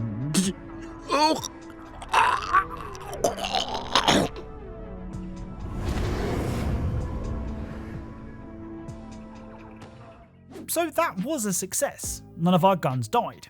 The only problem is, the person responsible for the payout did die. So no 10 million pesos for you. I know these events are scripted, but they are very easy to miss. And to be honest, I just think they're really cool. Now, back in episode 4 of this series, we found Thor's hammer in Storage Hunter Simulator. And to prove that we were worthy, we even picked it up. Well, that wasn't the only Marvel trinket found in the world of Storage Hunter, as at this location on the map, you can find this. So this is Thanos' Infinity Gauntlet, though this one might be a cheap knockoff as it's called the Stupidity Gauntlet. The other cool collectible can be found around the back of this house. So this is the Necronomicon, or the Book of the Dead, from the Evil Dead series. Now, I've always loved the LEGO games, and I also love actual LEGO, so a game that combines the two is right up my street. Of course, Dimensions is no longer supported, as the whole Toys to Life thing sort of came and went, but that doesn't mean there aren't some cool things to find. For example, if you pair up Owen Grady from Jurassic World and Emmett from the LEGO Movie, this will happen. There is something awfully familiar about you, Mr. Dino Wrangler Man. I feel like we've met before. So the reason that Emmett recognises the Dino Wrangler Man is because both Owen and Emmett were voiced by Mr. Super Mario himself, Chris Pratt. It's a Mario. Next up, if you have E.T. team up with Gamer Kid, then E.T. will say this. E.T. game. Good. So E.T. will ask if the E.T. game was good. And spoiler alert, it definitely wasn't. In fact, it was so bad that it almost killed the entire video game industry, and meant that Atari ended up dumping a load of unsold copies in the desert. I know that sounds like I'm making it up, but it's 100% true. Anyway, the other interaction once again involves GamerKid, but this time he's working with Chell. Or should that be Shell from Portal? So is it Shell or Chell? Okay, the silent type, I guess. I mean, he does raise a good point. Is it Chell or Shell? I honestly don't know. If you know of any other LEGO Dimensions Easter eggs or secrets that I might be interested in, then let me know in the comments. Now, I've said before that Leon Kennedy is one stylish guy. See? I did say that. Well, if the ability to come up with one-liners on the spot isn't enough to convince you of his coolness, then this might be. So I'm not sure if the outfit matters, but if you leave Leon idle in a save room whilst having no weapon equipped, he will run his hand through his hair. Now, this animation isn't just Leon flexing on whoever may be lucky enough to witness such a sight. No. This animation is actually a reference to Virgil's iconic hair flip from Devil May Cry. Of course, fans of the series will know that Devil May Cry started life as a Resident Evil sequel, before being spun off into its own game, which feels like a real sliding doors moment. Oh, and another idle animation that some people may have missed can be seen when Grace is carrying Emily. If you leave the pair still, this will happen.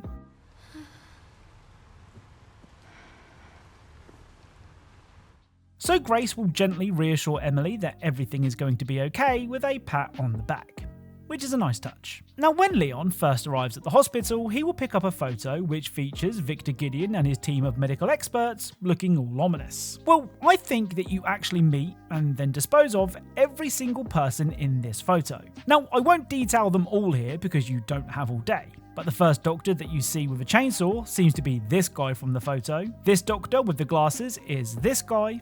This zombie is this doctor from the photo, and well, you get the point. If I'm right and you actually do meet each of the people from the photo during your time in the hospital, it's a really cool detail. So with the success of Requiem, many fans are wondering where the series will go next, with many people thinking that we're in for another remake. Well, those people may be right. In the bar, you can find this.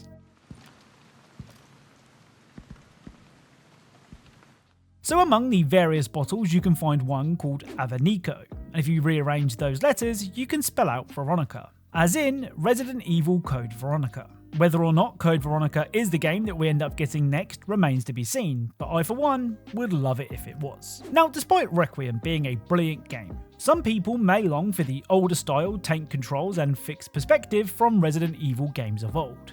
And if that's you, I have some good news. Echoes of the Living is a game that we've covered on this channel before, with the best find being a zombified Lara Croft that was hiding in the game's demo. Since then, Echoes of the Living has launched in early access, and I found more Easter eggs worth mentioning, though unfortunately there has been no sign of a certain zombified pet detective. First up, in the bar area, you can find this.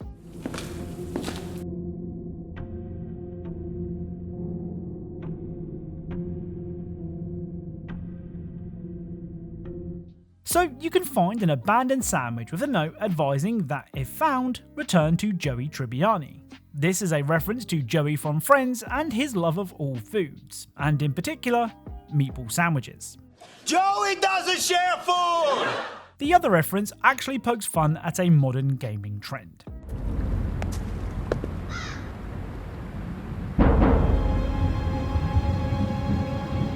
So your character says that they hate yellow paint, which is obviously used in a bunch of games to tell players where to go. Given the older, more hardcore style of gameplay that Echoes of the Living is going for, this is pretty fitting. Now, Pokopia is the latest game in the Pokemon series, except in this game you don't catch and imprison the various pocket monsters that you meet on your journey, you instead do your best to make them feel right at home. You see, in Pokopia, your job is to revive the desolate wastelands that were once thriving with Pokemon. Now, despite looking like a human, well, sort of, you actually play as a Ditto, who is able to use the powers of the various Pokemon it meets. It's a nice change of pace for the Pokemon series, and it's generally a very happy game, though there is one Pokemon who isn't very happy.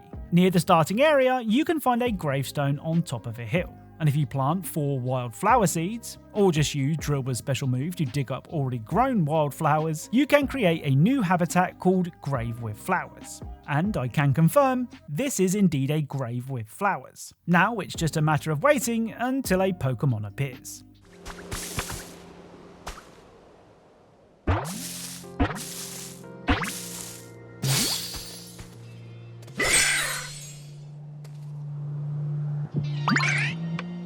So this is Cubone, and he seems happy enough. Well, when you speak to Cubone, he says that his mum would have loved this place, which should be a major clue as to why Cubone's story is so tragic. You see, what if I told you that the skull that Cubone is wearing is actually the skull of his dead mum, and the sound that Cubone makes is the sound of its cries echoing around the skull, which again, let me remind you, is the skull of its dead mum. It's a very sad story, in a game that does everything it can to make you not feel sad. Now, we've covered Bus Flipper Simulator on this channel before, where we had to fix the bang bus of a very familiar face, and you can of course imagine the mess that man might have caused. Well, I'm pleased to report that today's Bus Flipper Easter eggs are far more family friendly, and definitely less sticky. First up is this. So this Space Knight is basically a Disney Infinity version of Obi-Wan Kenobi, and given how lawsuit happy Disney's lawyers are, this is a very brave inclusion. Next up is a refreshing drink.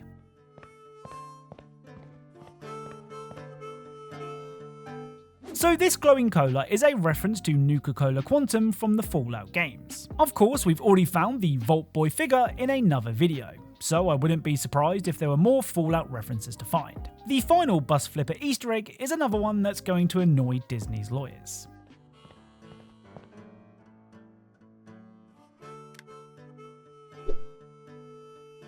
I mean, this isn't even a reference, it's just straight up Homer Simpson. Now, of course, I'm joking about Disney's lawyers, but one look at Bus Flipper's Steam page and it seems the game got removed from Steam because they quote-unquote referenced Harry Potter a little too closely, though the game is back up now with some lawyer-pleasing changes made. Now, I'm guessing that a lot of you haven't heard of this next game, but it might be one worth checking out. A Webbing Journey is a physics-based platformer where you play as a spider exploring everyday locations. It sort of gives me Goat Simulator vibes, only with less chaos and more legs. Anyway, one of the items that you can find in the home office is the printer, but unfortunately, it's broken. Well, you may be just a spider, but you're a spider with a knack for fixing things, and you can take it upon yourself to fix the printer, which can be a little tricky to do, but shouldn't take too long. After fixing the printer, you're then able to use it and print out some boring work stuff. Okay, it's very spider-focused boring work stuff, but you get what I mean. Well, if you use the printer a second time, this will happen.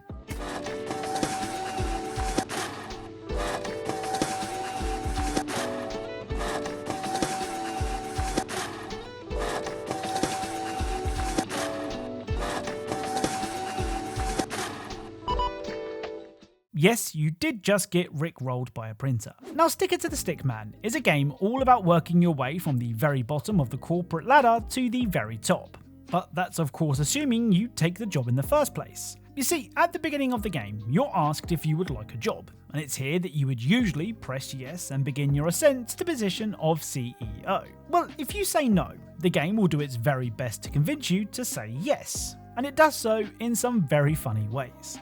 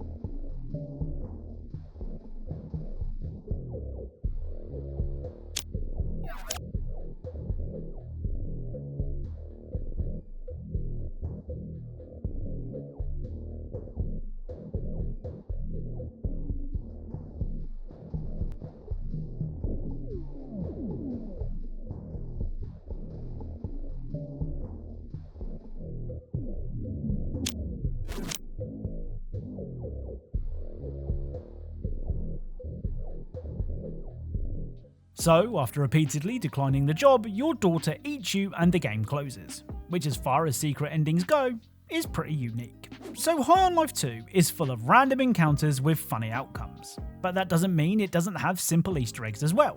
For example, near the beginning of the game, you can find this. Oh yeah, you really like bouncing on my head. I guess I said it was fine. Yeah. So this strange looking vehicle is of course a reference to the vehicle seen in the very first Jurassic Park movie. Now I've said before that High on Life 2 has dialogue for pretty much anything that you do. And don't worry, I won't remind you that I said that, you'll just have to take my word for it. Well, if for some reason you still needed proof, there's even lines of dialogue if you jump in a swimming pool during a very important mission. Ah, yeah, good idea. Let's take a little swim. We deserve it. We've been on a long adventure, and we've got to take the edge off now. We're allowed to swim. Oh, you want to swim again? That's cool. I guess it was pretty fun. Sure. Okay, that's probably enough swimming, right?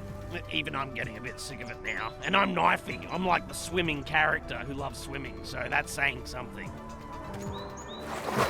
Look, I know I said swimming was a great idea before, but look, I've changed my mind now. I hate it. I never want to swim again. Can we just get back to the mission, please?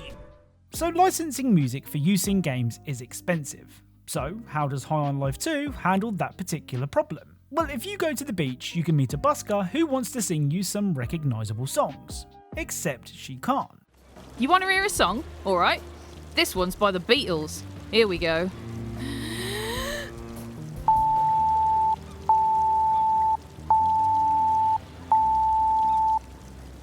What do you think? Pretty good, huh? So every song the busker sings is bleeped out, which saves the developers a shed load of cash, but is no good for our busker friend. After realising that you can't hear her songs in all their glory, she says this. Just want to make sure you can hear my songs, right? You're not hearing like a long sensor beep or anything? God, this fucking studio. Squanch games, more like cheapskate fucks. I'm an important NPC.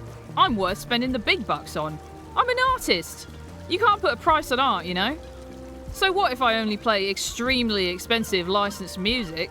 What, you want me to play something cheap like fucking Camptown Racers?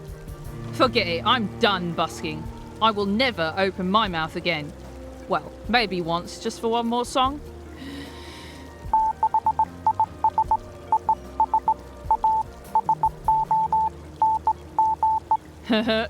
So she says that she's done busking, but does sing one more song, which is Morse code. And when translated, she actually says, "This is a song," which is pretty funny. Right, let's begin today's video with more Resident Evil Requiem. Now, it's just the one easy to miss detail that I have to share from Requiem today, but it's one of my favourite types of detail in all of video games. You see, at the beginning of the game, Leon will give Grace his hand cannon, which at first seems nice. That is, until you realise he only gives her one bullet. Well, the reason that Leon was so stingy is because the other 5 bullets in the gun were used to save Grace's life. Hey, over here.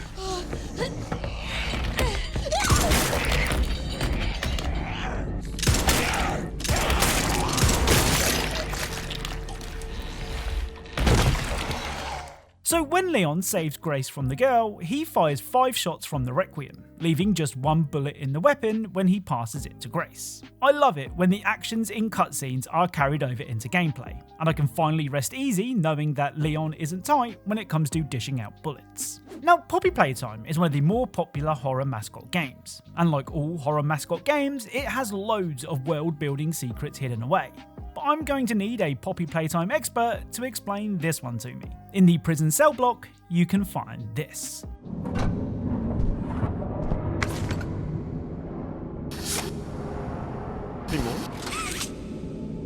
So it's a lemon that when grabbed says limon. And like I said, I have no idea why. In fact, the only thing that our new lemon friend does say is this.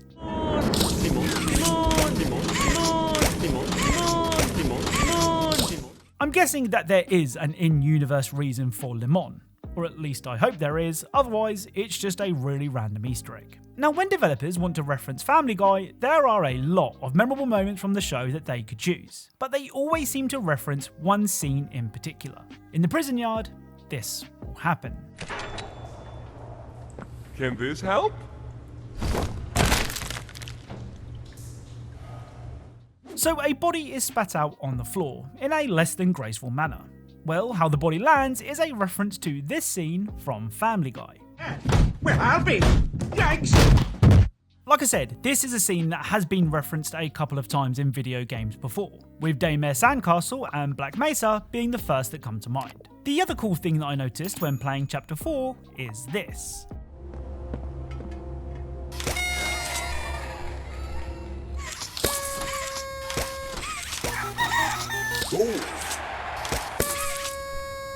So each time you score a goal, a different sound effect plays. I mean, as a football fan, I'll take what I can get. Now, I play a lot of random games because I think there's a chance they might have Easter eggs. Sometimes this works out, sometimes it doesn't, and sometimes I end up playing a game where I enter Donald Trump's secret Batcave. Mr. Donald is a first-person shooter that sees you playing as Donald Trump as you try to save the failing video game industry. Now, I know you're all dying to know how you missed playing what is sure to be a Game of the Year contender. Well, that's because Mr. Donald is not actually out yet, but there is a demo on Steam that you can play right now, and that's where I found some pretty bitchy Easter eggs. The only level in the demo is the Vatican, which has been seized by an unnamed French video game developer, though it's not exactly hard to work out who this mystery developer is. For example, the enemies are dressed in these white robes, and you can even find some of them practicing for their next mission.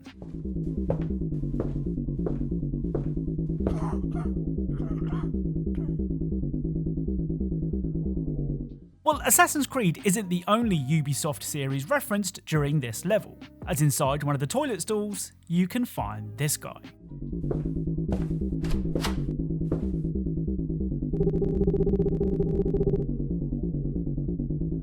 So this is the ever recognisable face of Vaas from Far Cry 3. Except he seems to have caught the game industry bug, and instead of telling us the definition of insanity, he wants to tell us about loot boxes. Also, in one of the rooms, you can find one of the most sadistic methods of torture imaginable.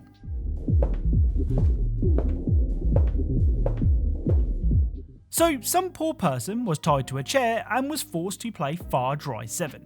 On the nearby chair, you can find a note which explains how difficult this was for them, as they were made to climb towers for 5 hours, which is a reference to the Far Cry series' love of radio tower climbing, before being strong-armed into playing Ubisoft's upcoming releases. I mean, if the full game has this level of snark, it might be worth a playthrough. Now, I knew that when I talked about LEGO Dimensions interactions in the last episode of this series, that there would be loads that I missed. But what I didn't expect was what happens when you spray the Wicked Witch with water.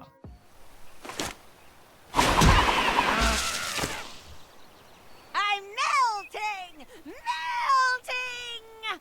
Oh, maybe not.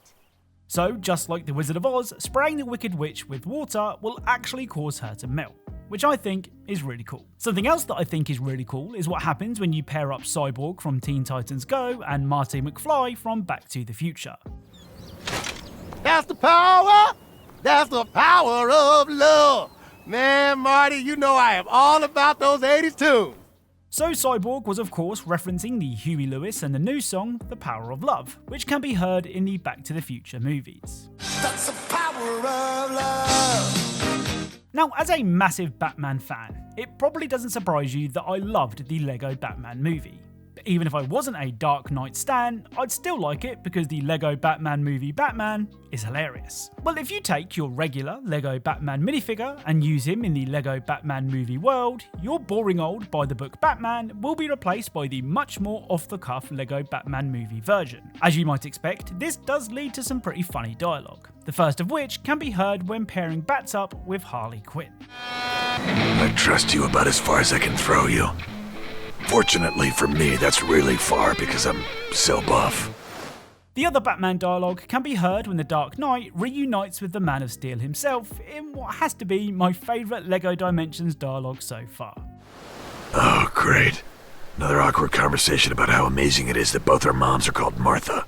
So that was of course a reference to the time that Batman and Superman bonded over the fact that they both had mums called Martha in Batman vs Superman. You're letting him kill Martha! Why did you say that name? Now, High on Life 2 isn't afraid of referencing real-world people. I mean, Steve from Minecraft and Susan Sarandon made appearances in the first game, and they even get a mention in the sequel. Well, I found more famous celebrity cameos, but this time they're given a full High on Life Style 2 makeover. High on Life Style 2. Bro, what are you talking about, man? On the wall of this penthouse, you can find several pictures of famous celebrities, and the ones that I recognise, or at least I think I do, are Jason Momoa, Robert De Niro, Audrey Hepburn, and maybe Marilyn Monroe, but I have no idea who this is. So if you know, then let me know. So one of these side missions in High on Life 2 sees you take on the role of a taxi driver, which is a pretty common video game side gig. Here's the thing, you don't have a car, so how do you take your passenger from A to B? Well, you use one of these Pokeball things to store your customer, which at first seems like a great idea. That is until you learn that these balls have a limited air supply, and if you don't make it to the destination on time, your passenger will die. Shit, we didn't make it in time. I mean, now you're down a customer and you're stuck carrying their dead body around with you. Luckily, if you visit a nearby toilet, you can take care of the passenger. Oh, God, this toilet is disgusting. Hey, you know what? You might as well throw the dead bodies in there, right?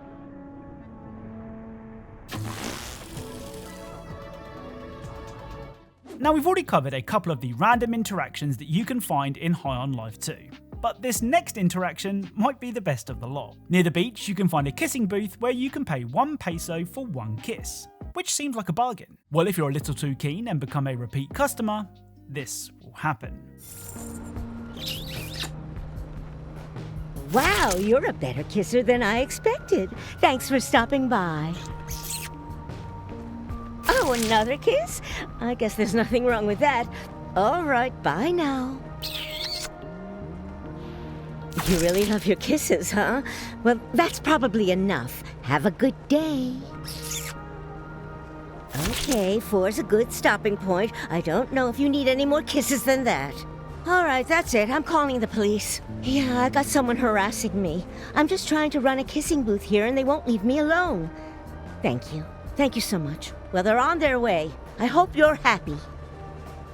Don't even try it. The cops are on their way here right now. I'd get out of here before the cops show up if I... This is the cops! Thank God, officers. That's the culprit. You're under arrest for stealing too many kisses! Oh, sorry we broke your limb! Well, you bothered me and then you killed a bunch of cops. I've got no choice but to close up shop. Now my kid's Peroxo Squash team won't be able to go to the Nationals. Hope you're happy.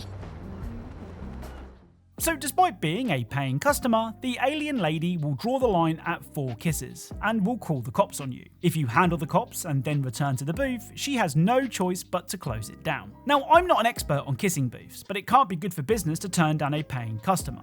Okay, so it's a very eager paying customer, but it's a paying customer nonetheless. Now, we haven't covered a new Chivalry 2 Easter egg since way back in January of last year, but one of the game's Easter eggs that I'm sharing today might be one of the best in the entire game. Before that though, let's check out a reference to William Shakespeare. On a couple of different maps, you can find this. So this skull isn't any old skull. This is the skull of Yorick, which is a reference to the dead court jester seen in Hamlet, Shakespeare's famous tragedy. Unfortunately, Yorick doesn't change your remote wheel like the chicken does, but running into battle wielding a skull has to earn some serious style points. So if you're not a fan of fictional skulls, you might be a fan of crabs, and more specifically, crab claws. On the Jewel Yard map, you can find a lever next to this gate, and you need to interact with it 15 times, which can be tough when sword-wielding maniacs are running back and forth. After pulling the lever, head to the nearby tent that I do, where you can find this.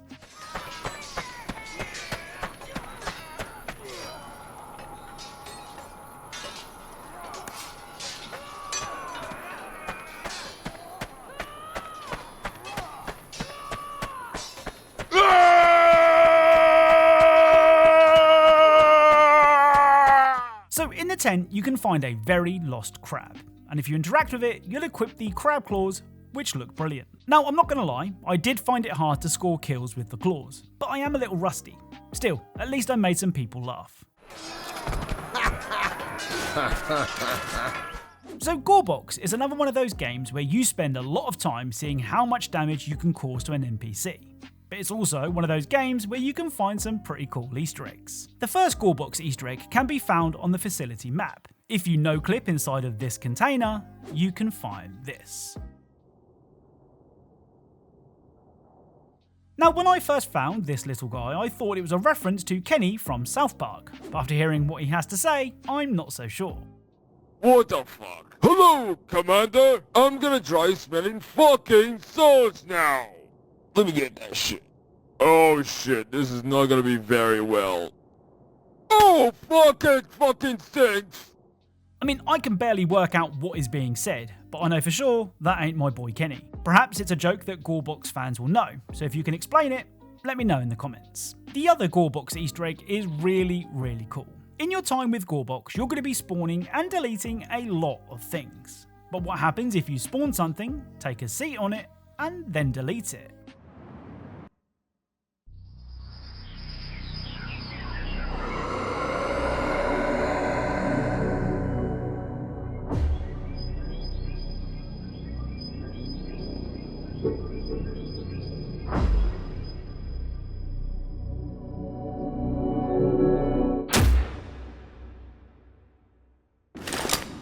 So a secret cutscene will trigger that sees your character floating in the endless void. And I'm not gonna lie, this is kind of creepy. Right, let's begin today's video with Resident Evil Requiem. Again. You see, whenever I think I've seen all there is to see in Requiem, you guys point out more really cool things that I missed, and I soon find myself back in the hospital trying out your theories. Now, a couple of videos back, I shared that Leon would aura farm when left idle in a save room, which is pretty on brand. But it turns out that he isn't alone. If you leave Grace idle in a save room with a pistol equipped, eventually this will happen.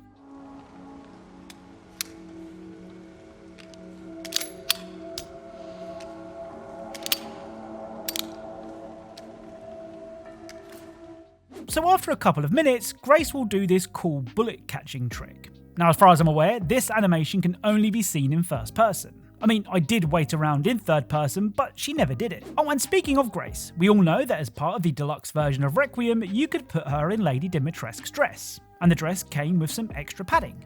Okay, a lot of extra padding. Well, something that isn't quite as in your face, but still impressive, is what happens when you carry Emily whilst wearing the dress. I'm just gonna...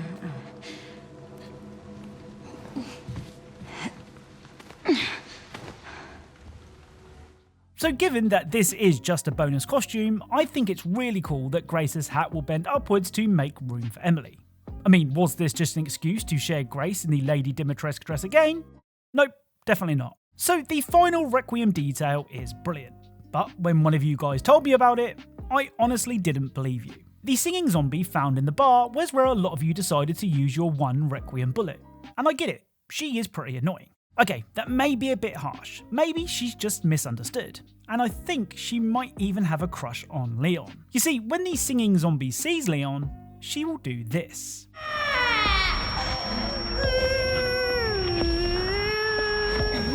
So when I was recording this, I honestly couldn't believe my eyes. But the singing zombie does indeed make a love heart symbol with her hands when chasing Leon.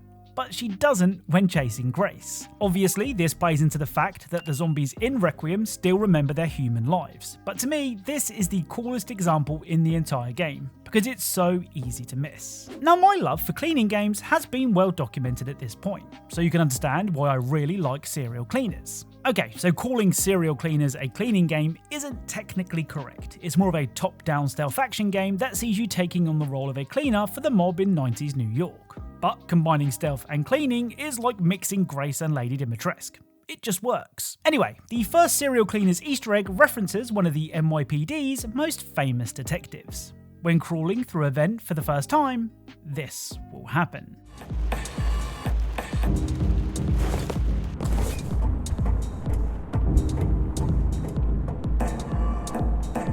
So it's only on screen for a couple of seconds, but this image here is a reference to this scene from the very first Die Hard movie, where John McClane did the exact same thing. Next up is a reference to the world's most famous carpet. And yes, it's definitely the carpet that you're thinking of. During the game's first level, you can find this giant rug in the dining room, which is a reference to the carpet seen in the Overlook Hotel from The Shining. I mean, at this point, if a game has carpet, it's a 50-50 chance that it will be the carpet from The Shining. Now, the final serial cleaner's Easter egg might not even be an Easter egg, but I'm pretty sure it is. During one of the missions, you can see this guy. Now to me, this looks an awful lot like Silent Bob from the Jay and Silent Bob movies. I mean, they're almost identical in my opinion, but I've been known to get things wrong before, so let me know what you think. Now the last time that we covered Pokopia, we discovered the heartbreaking story of Cubone, who would wear the skull of his dead mum and cry a lot. Thankfully, today's Pokopia details aren't anywhere near as sad. And in fact, the first one is actually pretty cute. You see, in Pokopia, you can build a track that you can ride with your Pokemon, which looks as adorable as you might expect.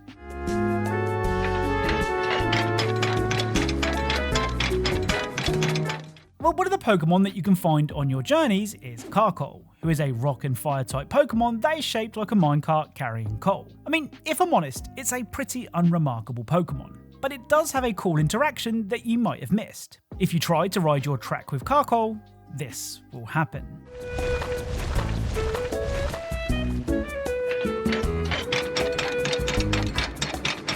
So because Carkol is already shaped like a minecart, instead of riding your pre-built car, it will just ride behind you using itself. It's one of those details that could have easily been overlooked, and I think that's why I like it so much. Now, one of the abilities that you can unlock in Pokopia is the Magnetic Rise, which is really handy for building roofs or destroying hard to reach blocks. You can use Magnetic Rise to go really high, and of course you could just slowly descend back to the ground if you wanted to take a walk again. But where's the fun in that? So if you just drop from really, really high, this will happen.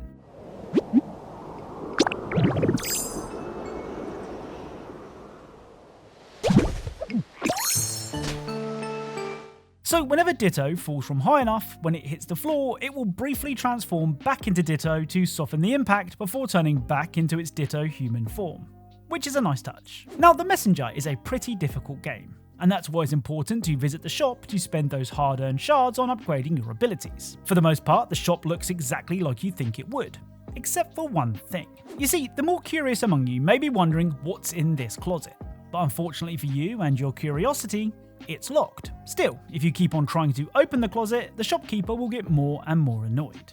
Oh, and be warned, this can go on for quite a while, so if you want to avoid what is a really funny Easter egg, use the chapters to skip to the next game.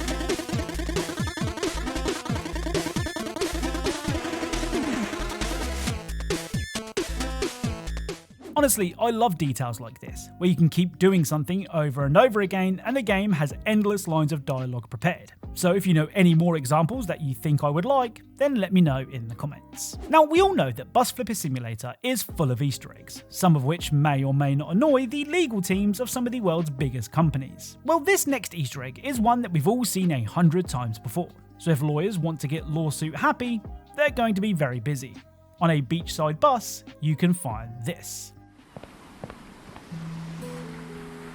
So it's the all too familiar sight of Wilson from Castaway. Like I've said before, if a video game has a beach, it will usually feature a Wilson reference. A desert island, or in some cases even a beach, usually means a Castaway reference isn't far away. See? I did say that. The other two Bus Flipper Easter eggs reference some of Valve's most popular games. First up is this. So this red crowbar is a reference to Gordon Freeman from the Half-Life series. The description of the crowbar mentions that the parasite toy is looking scared now, which is a reference to this head crab that could be found in a different level. The final Easter egg is a really good ally to have. So this seemingly harmless toy is a reference to the turrets used by the engineers in Team Fortress 2. Now, to prove how fast time really does fly, Dying Light the Beast released nearly 7 months ago, which is crazy because it only feels like last week that I made a video on it. Anyway, despite making an entire video covering the really good zombie em-up, there were quite a few things that I missed, starting with a loading screen. You see, the top right of this loading screen has markings carved into the table, and if we count them, they add up to 28. Underneath the markings is the word days, which, and I'm no expert, probably makes this a 28 days later Easter egg. You know, the movie with the world's fastest zombies? Next up is a reference to one of video games' most common injuries. At this location on the map, you can find this.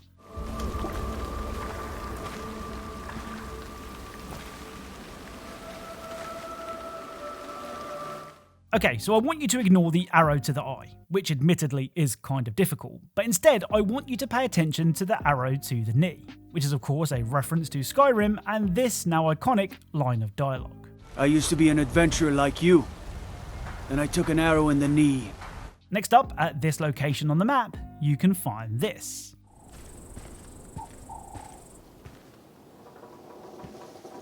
Now at first, you might think that finding a dead body in a zombie apocalypse is nothing to write home about.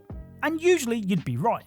But this guy isn't just any dead body. You see, next to the body you can find a note that explains that this man got drunk and fell asleep in a sewer pipe. He then goes on to say that he woke up because he had kids, and despite what people say, you can drink when you have kids as long as you wake up the following morning, which is some solid parenting advice. Anyway, this dad of the year is a reference to the Trailer Park Boys, which features an equally irresponsible dad. I got really fucking drunk last night. Smoked a bunch of dope till 5 in the morning, but I still had to get up early this morning because I got responsibles now. Growed up. A lot of people say you can't smoke dope and get drunk when you have kids, and that's not true. You can, but you still gotta get up in the morning. That's being responsible. The final Dying Light Easter egg was really difficult to record, but the view made it worthwhile. Unlike most of the buildings in Old Town, the church is kind of hard to climb, which is a shame as the Easter egg that we're looking for is right at the top. Well, with some precise use of the grappling hook, you can find this.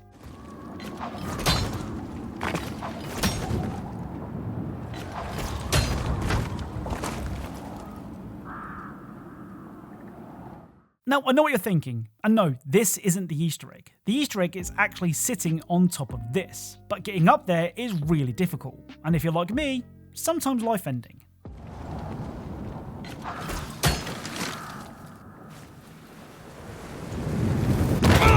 Still, if you're persistent and very lucky, you can find this.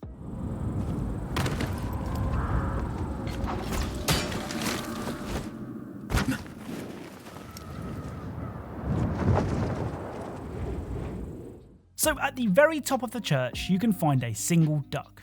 And to be honest, I'm not entirely sure why. I mean, the duck is wearing a hat and has creepy black eyes, so there is that, but I still don't know why it's here. Of course, ducks did appear in Dying Light 2, and a lot of them were linked to much larger Easter eggs. But as far as I'm aware, this is the only duck found in the Beast. Oh, and I wasn't lying about the view, it does look awesome. So that's it. If you enjoyed this video, then a like is appreciated. If you're a fan of Easter eggs and secrets in games, then make sure you subscribe and turn notifications on so you never miss a video. Be sure to scan the QR code on screen now to get your gamer subs, and remember, please try and get some free samples so I can break the all-time free sample record, if I haven't already. And as always, thank you all for watching, and I'll speak to you all soon.